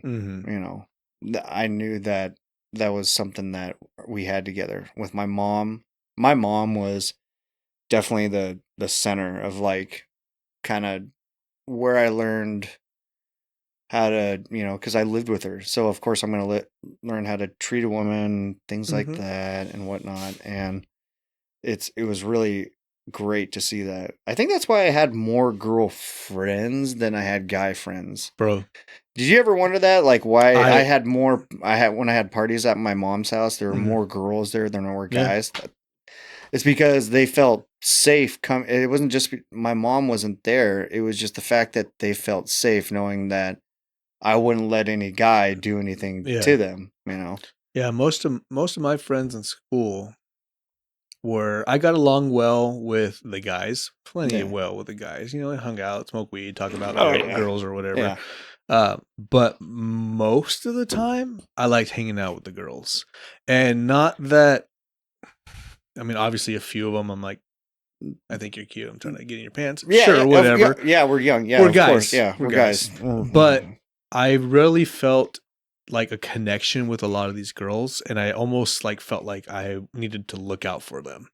Yeah. In a sense that like maybe not like a friend or a big brother, but like someone that's there that can like protect and keep track of them and make sure like no one was doing anything bad to them or something. I don't know. It's weird. Yeah. Kind of a weird way, but like when I hung out with guys, and sometimes it got really tiring talking about girls and pussy and like and this and that and whatever. Did you make out with her? Yeah. You touch a boobie? Sometimes I got tired of that. Sometimes when I was talking to girls, they were talking about other shit, and that was interesting. Yeah, it's like and so book talk. Yeah, and so I hung out with both crowds. I hung out with a bunch of different crowds. I hung out with skaters. I hung out with jocks. I hung out with stoners. I hung out with emos. I hung out with pretty much everybody. That's when you know that your personality is really, round out because if you could hang out with all those groups like I did in school, I hung out with all those groups. I hung out with Michael Isley and all those people, and I could get along with them. Yeah, a couple more freaking douchebags, but of course, there's always one or two. There's always one or two, 50. But there's always going to be some in the the skaters and stuff like that. But I got along with everybody. I always gave everybody a chance to be my friend. Well, yeah, I would always try to. Same with me. Like, but I was always cool with everybody unless I wasn't cool with you, and that's the only reason I wasn't cool with you is if you had a problem with me. Correct. I never had an issue with anybody. I don't give a fuck how you dress, how you look, how you act, anything like that. As long as it doesn't affect me in any negative way, then you and I are cool. Yeah. As soon as you start talking shit about me or fucking me over or doing something to me, then you and I aren't cool anymore. Yeah. I don't give a fuck who you are. You could be, like I said, I hung out with jocks because I played sports. So I hung out with some of those people. Some of my best friends were skateboarders. And some of those guys did not like each other. Some of them didn't like each other. You'd be really surprised. I didn't give a shit because we hung out. Yeah. And then some of those kind of people, they melded together because some of those skaters played sports. Yeah. Some of those sports guys were stoners. Some of those stoners were these people. And then so they all kind of intermingled. Yeah. But I hung out with anybody that wanted to hang out. Yeah. I didn't have a certain group of friends. And I think that's part of the reason why now I don't have like a big group of friends because I hung out with so many different people. That you figured out that everybody was, they're about 90% of those people, about 75% of those people were, well, and the thing not worth the extra effort to like continue a friendship. Yeah, exactly. In real life, I guess. I'm the same way. I have a group of friends that are real small and I talk to them all the time or whatever. But all those other people, I'm still friendly with. If I run into them at the Yeah, of store, course. or I see something on Facebook or something that they post, I'll comment and I'll say, "Hey man, how's it going? Haven't talked to you in a while," or something like that. But if I see them in Yeah. public, I'll say hey or whatever, shake their hand, or Yeah. catch up with them. But I don't go out and reach out to them because like, or try and hang out with them just because like they're doing their own thing, I'm doing their own thing, and I realized that in school we were different than we are now. And Correct. so Yeah. We've kind of, in a sense, evolved. Yeah. And so of course, their things that they're doing and my things that I'm doing may not meld together, which is fine. Yeah, that's cool. Yeah. But my group of friends that I do have, the very small group of friends that I do have, we're very tight knit and close. So, and that really to me is all that matters. Yeah. Yeah. Because I consider them family. I do too. Yeah. And my really close friends, I would do anything for. I would die for any of them. Oh yeah. Any second, any day. I had like I have a very select few of friends now that I would always go above and beyond for, because I know that the fact they would reciprocate the same way. Yeah. They would do what you would do for them. Yeah, I'm always gonna try to help someone in need if they're in danger or something like that, or if they need help. Yeah. But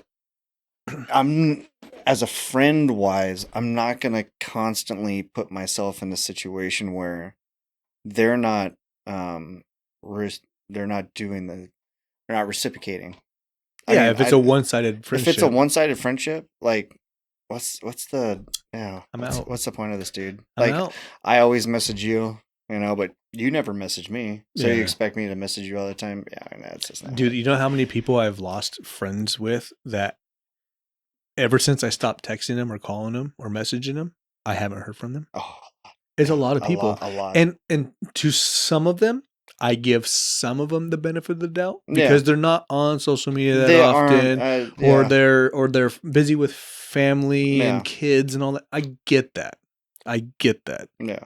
But I mean, when I have your actual phone number and I text you and I go, "Hey, what's up, buddy? How you been? Haven't talked to you in a while." Unless you change your number, which if you did, I'm sorry. That's my bad. But if you haven't, I mean, I know the busiest people in the world that can still look down at I know they're looking at their phone at one point in the day. I'm surprised. How many hours has it been? 1.5? Almost 3.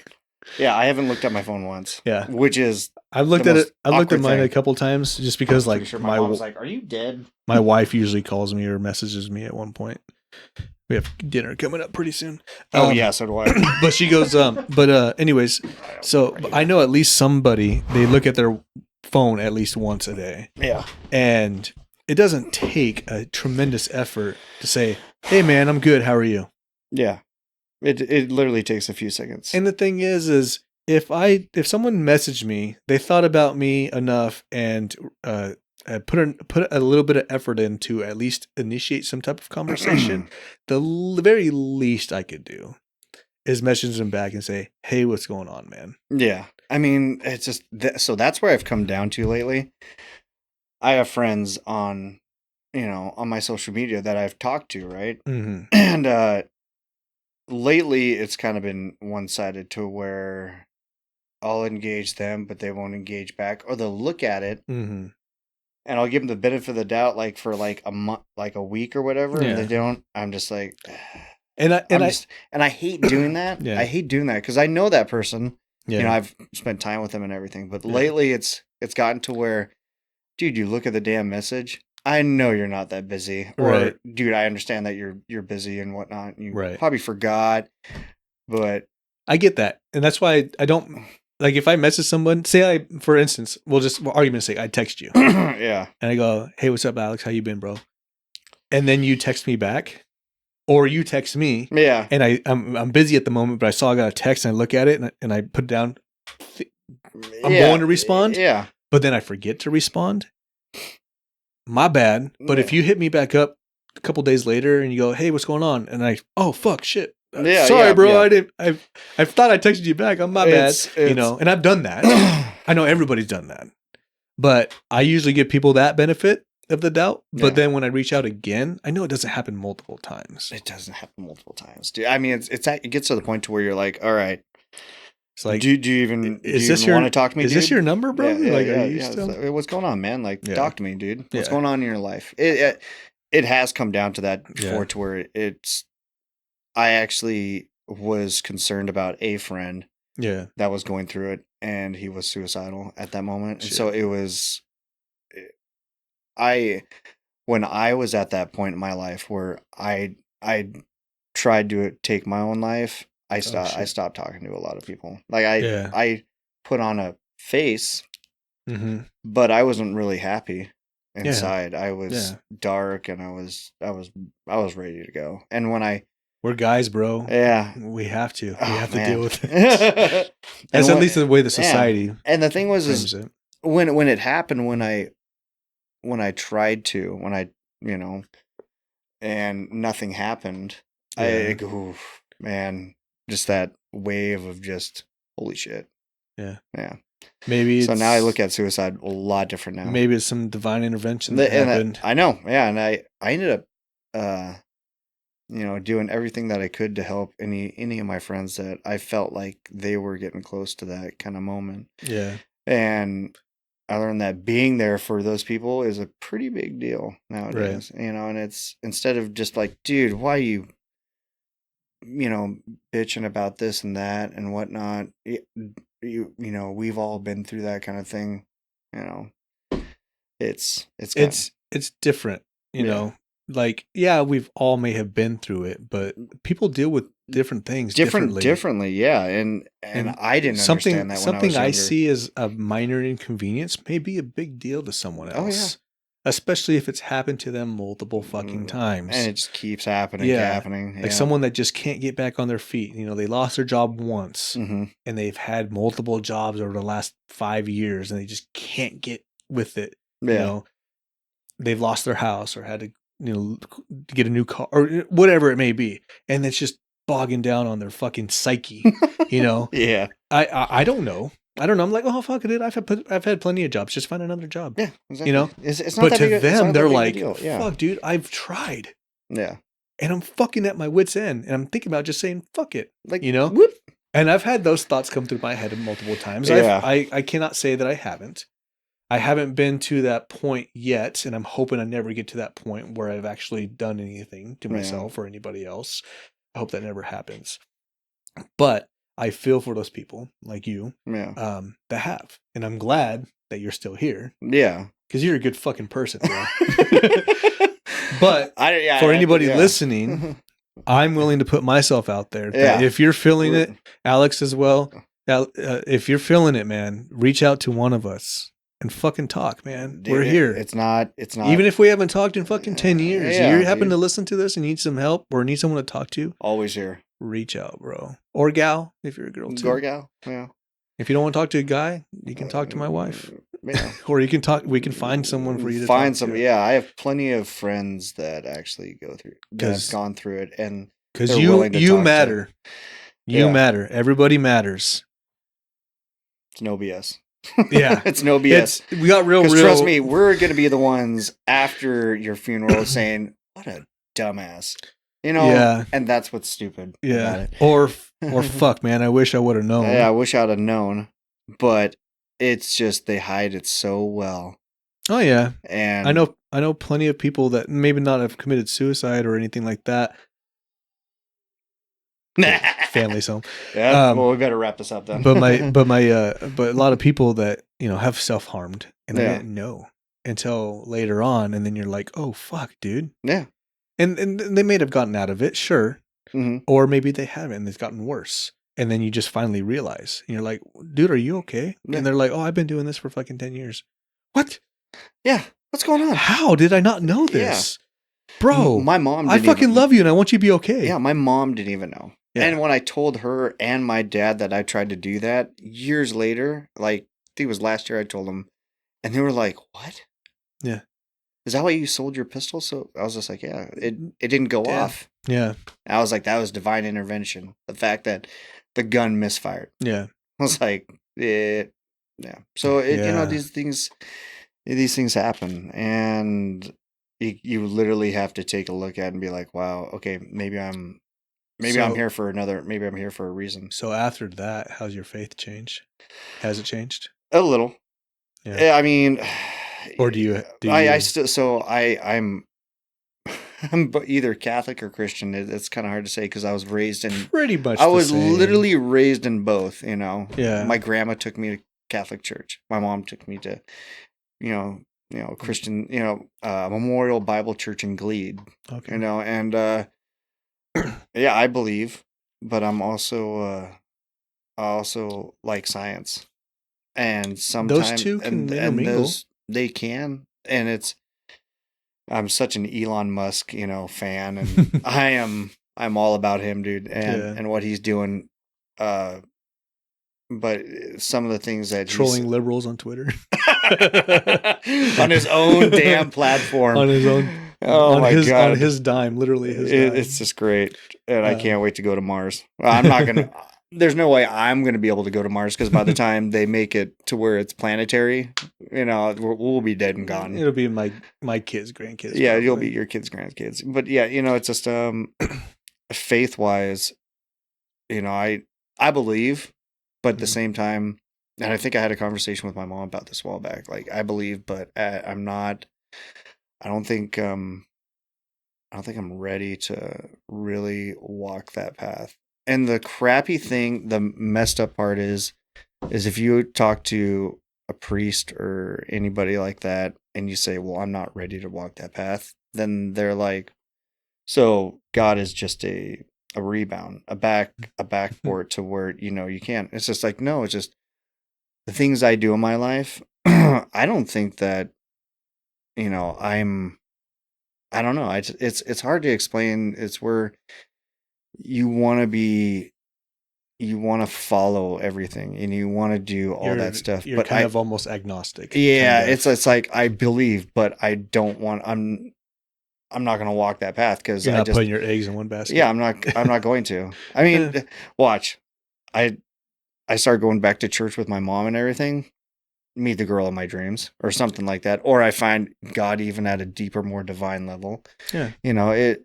Well, we don't have to go to church to find God. No, of course, God. He's within you right now, bro. It literally says you do not have to. There's no point in the book to where it says you have to come to church or even read the book. Yeah. Technically, as long and as another thing I found out too was tattoos. God never says anything about tattoos. Yeah, he doesn't. And my mom wanted to get a tattoo on her foot. Yeah, everything, a really nice scripture. Yeah, everything, because my mom's really religious. You know, but yeah, I believe, but at the same time, I'm like, and I've been baptized, you know. And I was baptized Catholic as a kid. Yeah, I told my mom, I was like, I'm pretty sure I was. She's like, you were baptized, right? And I was like, I can't remember if it was Christian or Cat. I don't know. It was one of those. Yeah. Yeah. I was saved as a Christian. It's all the same God. Yeah, it's all the same. It's the same dude. if it's an Abrahamic religion, it's all the same God. Correct. So it doesn't matter. Yeah. And that's the thing is, they just believe a few little different details here and there, but overall the message is the same. If you believe in God and you give your life to Him, you'll be saved. Yeah, exactly. Now there are stipulations behind some of those on certain religious aspects. Correct. Yeah. Now that we've found these. Yeah. But going back to the priests or whoever said, is he just a rebounder or whatever? Find yourself another fucking priest, bro. Yeah. Because what a real priest or a real believer would say is that he'll be there waiting for you, bro. Yeah. But I just hate to feel like I'm putting him on the back burner till I'm ready to accept him more into my life. Doesn't matter. And that's the thing. You can accept him now or you can accept him when you're 99. Yeah. Don't matter. Exactly. It don't matter. I'm on my deathbed, and here's some. That's when a lot of people finally start praying. Literally, like, save me from this hard. When they're facing death, that's when a lot of people start praying. And I don't think it's that. I mean, I don't. It's for me. I don't think it'd be that. It's just. No. I think it's more of how I'm leading my life right now, or what I'm doing in my life right now, isn't really Christian or Catholic at all. Yeah. Which, yeah, you could say that, but at the same time, it's, you know, I I sleep with people outside the marital bed. Yeah. That's It's part of life nowadays. but it's the 10 Commandments, bro. But I we mean, also believe in you know, forgiveness. we also do believe in Or forgiveness. Yeah. apparently, if you believe in the word that humans are saying, that he said that he believes in forgiveness, and Yeah. he already died for our sins. So Yeah. I'm not saying go sin it up, but like I think if you're overall a good person, yeah. you're not going out and harming people on purpose or doing bad things in Yeah. life on purpose. And obviously there are a few things here and there. I mean, we all did stupid shit when we were kids. We're Yeah. immature. But I think overall the idea behind it is that if you're an overall good person in life, I think because if he's that forgiving, he's just going to overlook a lot of that bullshit and say, I get it. You're human. I made you this way. But you decided to come to me and ask for me. And here I am. I love you. And I want you to be part of this. Yeah. And I don't know. I'm not a priest. I'm not a god. I'm just a normal fucking human. Should be a youth minister. No. youth leader. I'm just a human being trying to figure out this thing called life, just like everybody else. Everybody else. We're all. But here's the thing: if I believe in something and I'm wrong, no big deal.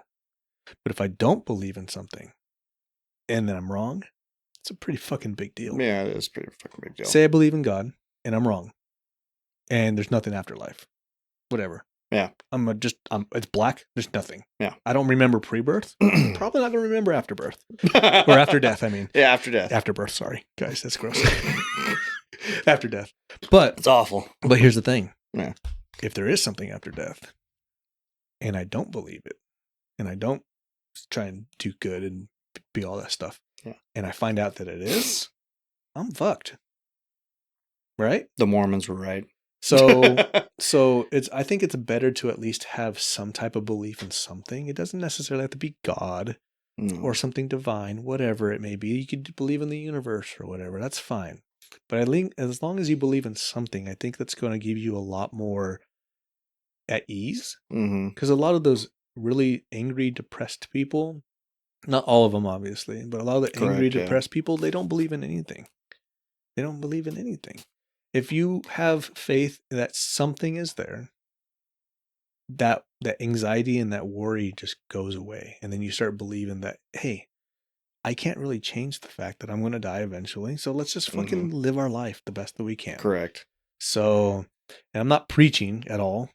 I'm not trying to be preachy, but I just wish the best for everybody. Yeah. And we're a Christian-based family here. Yeah. You know, we believe in God and everything. But I'm not trying to press my religious beliefs on anybody's. Yeah. Because there's countries out there that don't even believe in God. They believe in Buddha or they believe in something else. So they're some other higher form of power. But who's not to say that those people aren't the same people? Same people. You know, that they believe in. It's just named different. Or a person that's different. Like Allah. Yeah. Their book was just written differently. Well, if you believe the Tower of Babel that was destroyed where, you know, we all had a central language and then destroyed it and now everybody has their own languages. Exactly. Created the divide.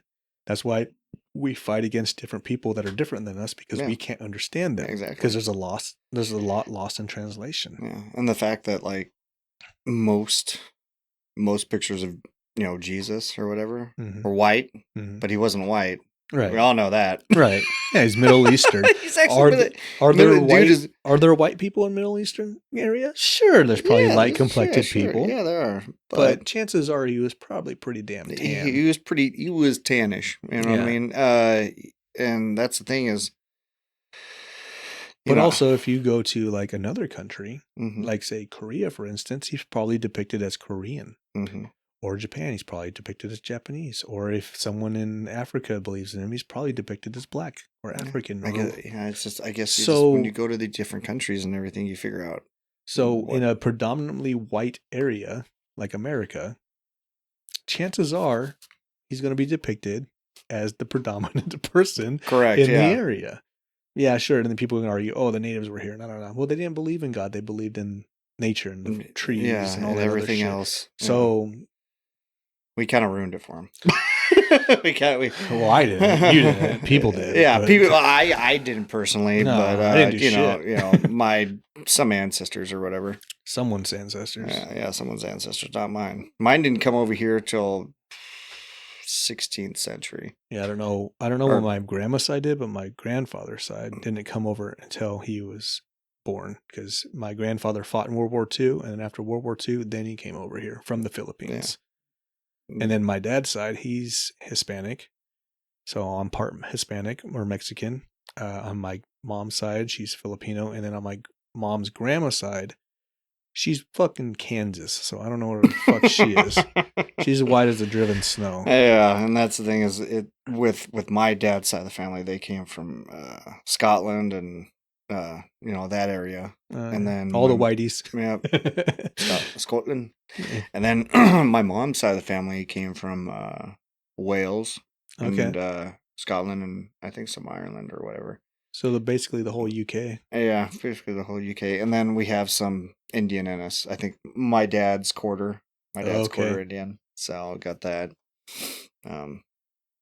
But yeah, I think most people in America probably have some type of Indian in them somewhere. Yeah, and that's the thing is, people always want to believe that I'm 100% genuine white. Dude, there's no such thing. There's no such thing. I mean, you know what Caucasian means, right? You're from the Caucasus region of Europe. Yeah.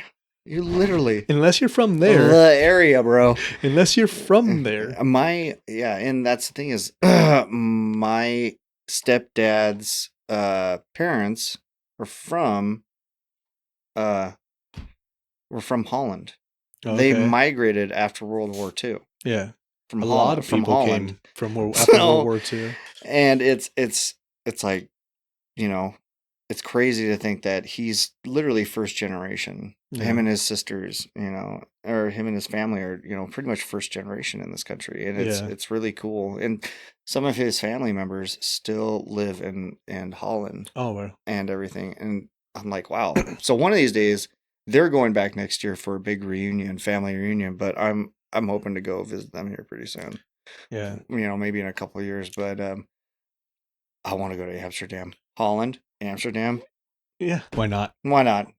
Great food. When in Rome. Or I guess in this time. Or in this time zone. Yeah, exactly. Holland, Amsterdam. I know I got family. My grandfather had siblings, and they all stayed in the Philippines. Yeah. So I have cousins and aunts and uncles and shit in the Philippines. So my mom talks to some of them. I don't really talk to any of them, because I try to talk to them every once in a while, but it's so hard because not only the time difference, but then like the language barrier and all that shit there. Exactly. My mom knows a couple people over there that speak fairly decent English, so she keeps in contact with some of them.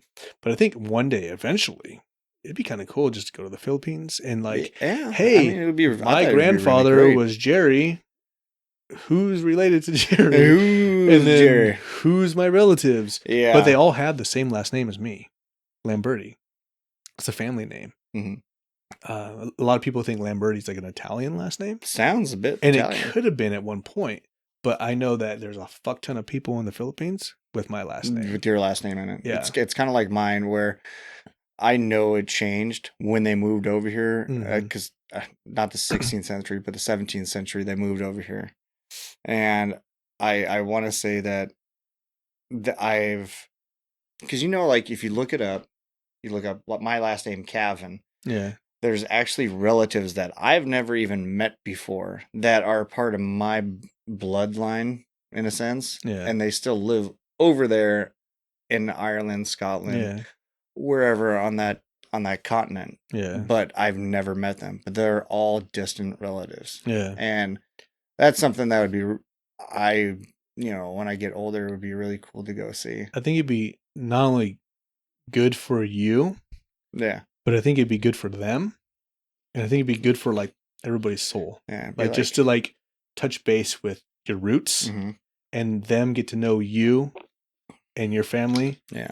and like everybody, like just because so many people are related to each other. Oh yeah. And it'd be nice we to all go. came. We all literally all came from somewhere. We all. Yeah. Yeah, that's the thing. Either Adam and Eve or some primordial ooze or some shit. Yeah.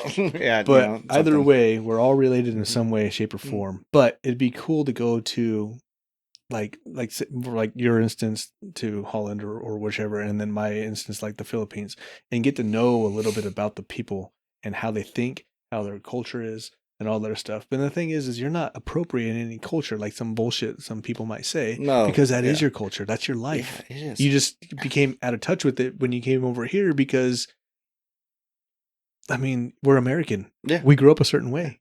And it depends on where you grew up in the States. You grew up different ways. So it's like, fuck, you can't say anything about anything.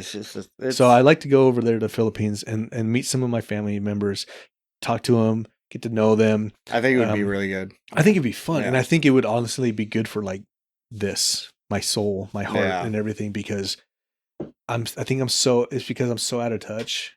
And I think most of us are out of touch with our culture and our history. And it'd be nice to go back and just like, this is where I'm from, man. Because you might feel like you're at home there. Yeah, because I know. might have to start wearing a kilt more, but but you might have to shave your legs. I might have to shave my legs a little more. So, but yeah. Anyways. But anyways, yeah. Do not wear a kilt. Yeah, do not. Oh, come on. I mean, you can if you want, but let's see. You can. You got to post pictures before you do, though. Yeah, exactly. Or send them to me. So like, hi, Mom. I'm gonna go throw some logs over here. Hey, that's good, man. No. Feel deep down in your DNA. It is there. You got that accent. I don't even know. Filipinos speak Tagalog, and it's like a different form of almost Spanish. Really? Yeah, because I guess back in the day, because Spain took over Mexico. Yeah, obviously, of course. They mated with the natives there and became Mexicans, I guess. In the Philippines, they're like Asian based, obviously, but they were also conquered at one point from the Spaniards. They were, and the Spaniards and the natives there intermingled, and now they have the Filipino people.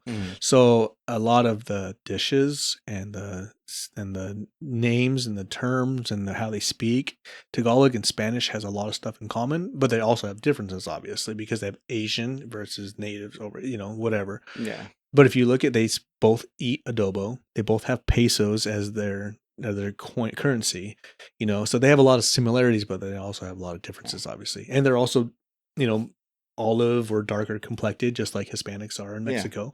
So they're pretty damn close to the same, but they're just halfway around the world apart from each other.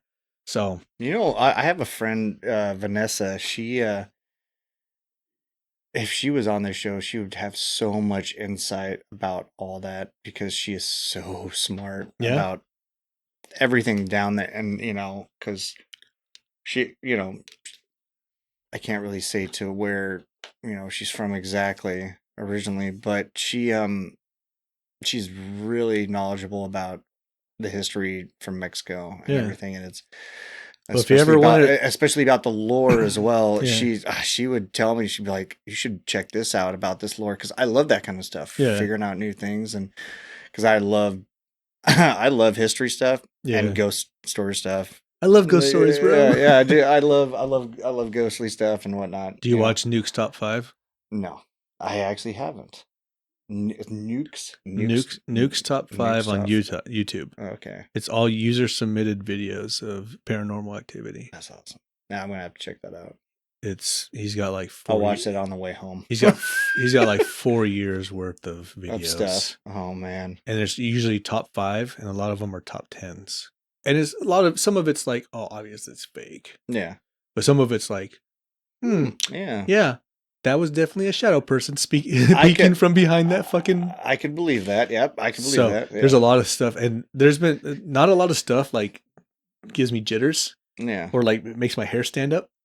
But some of those videos, I watch them and I'm like, oh shit, and I feel chills. Yeah. And I'm like, oh man, better than any scary movie that I could watch. I don't know. When what was that? Was it called Paranormal? No. Paranormal Activity? Yeah. when that movie first came out, That did trip me out a little because I thought it was real. I thought it was real too. And then I watched it again, and I'm just like, and then I Found out that it was actors, and I was just like, but it was actually part of something that did happen down in California. Yeah. And I said, oh, they should have actually showed the real footage. Yeah. 2 of my favorite scary movies are going to be The Strangers. And just because the fact that some person you do not know comes into your house and you don't know about it. You don't know about it. Scares the fuck out of me. Mm-hmm. So that, because that's, and then the other one is Sinister. Oh, yeah. Just because like it was kind of like gory and gruesome. Yeah. And it's like that sense of dread that felt through the entire movie. I love that fucking feeling because like it's the same as almost like going through like a haunted house. Correct. Yeah. I love haunted houses. Just you go through them and you have this sense of dread that you know something's going to happen. You know something's going to happen. And then obviously you get the jump scares. Yeah. That's fun too. That's always a good time. But I do love that just deep, dark, just sinister dread that just sits there, and then after the movie's over you still feel it for like a day or two. And I like one of my favorites would be it'd probably be The Fourth Kind. I love that fucking movie. That I always forget about that movie. That's a good one because it's real, and I'm just based on true events. It's based on true events, and I'm just like, oh my god! And then you watch it, and then I talked to a few of my friends that have lived in Nome, Alaska, and they're like, yeah, crazy shit. They're happens. like crazy shit happens there. All unexplained stuff that the sheriff's department doesn't even do anything about because there's FBI agents going up there. Do you believe in like alien stuff? I do, yeah. I mean, come on, we have a giant universe. You're saying we're the only ones here? Nah, I doubt that. That's if you don't believe in simulation theory that we're living in a computer right now, or you believe that space is actually red real. pill, blue pill kind of thing. Yeah. Do you believe space is real? I don't know. I've never been there. I don't know, but I can see it. I can see it, but who knows? I can't get that eye. Now I've seen the curvature. I've been up high enough in a plane to where I actually seen the curve. Yeah. So I've seen anyways, back to the thing. There is supposedly in one of the mountains up there in Alaska an alien base underneath that mountain. It's not that far-fetched. If that's real, it's not that outside the realm of possibility that area has high activity of UFO phenomena. Because there's nothing there. Yeah. So it's easier for them to just come and go. And in a sense, yeah. I talked to my brother a little bit here and there about that kind of stuff, and he's got some really good, points about, dude, this is real. This is not real. This is fake. This is real kind of thing. And for me, in a sense, it is kind of scary, but how cool would it be to actually know for certain that, because I mean, we all saw in the news that the government released all that the documentation, and I'm like, that's such BS. I was like, that ain't real. They're not gonna release it to the public. They're not gonna freaking. And if they do, it's gonna be 50, 60 years from now when everybody that remembers it is dead. Yeah, and the fact that, I mean, could you imagine if people actually found out for once, like legitly everybody found out that there were aliens? Yeah. That people would lose their crap. It would. Well, technically, if you believe any life form outside of Earth's orbit or on another planet would be considered an alien. Yeah. Any bacteria that grows outside of Earth is considered technically an alien. And we've already found it on Mars. We've already found bacteria on Mars. So essentially, we have alien species. They may not be the green guys that come down and shoot you with lasers and put things up your ass. But that's not something that doesn't exist outside Earth, Which is true. So, but I don't know. There's all kinds of crazy theories out there. I feel like we could get into this one for hours, but I don't know if I have the mind span for it. We should probably cut it close here pretty soon. So, anyways, you mentioned you had a streaming thing, Twitch, right? Yeah. Well, I'm not streaming just yet. Well, actually, I had to stop streaming because where I live, I don't have hard cable. Oh. So I have to go to Verizon and buy all that crap and get the actual Wi-Fi box and whatnot. But hopefully soon I'll be back up.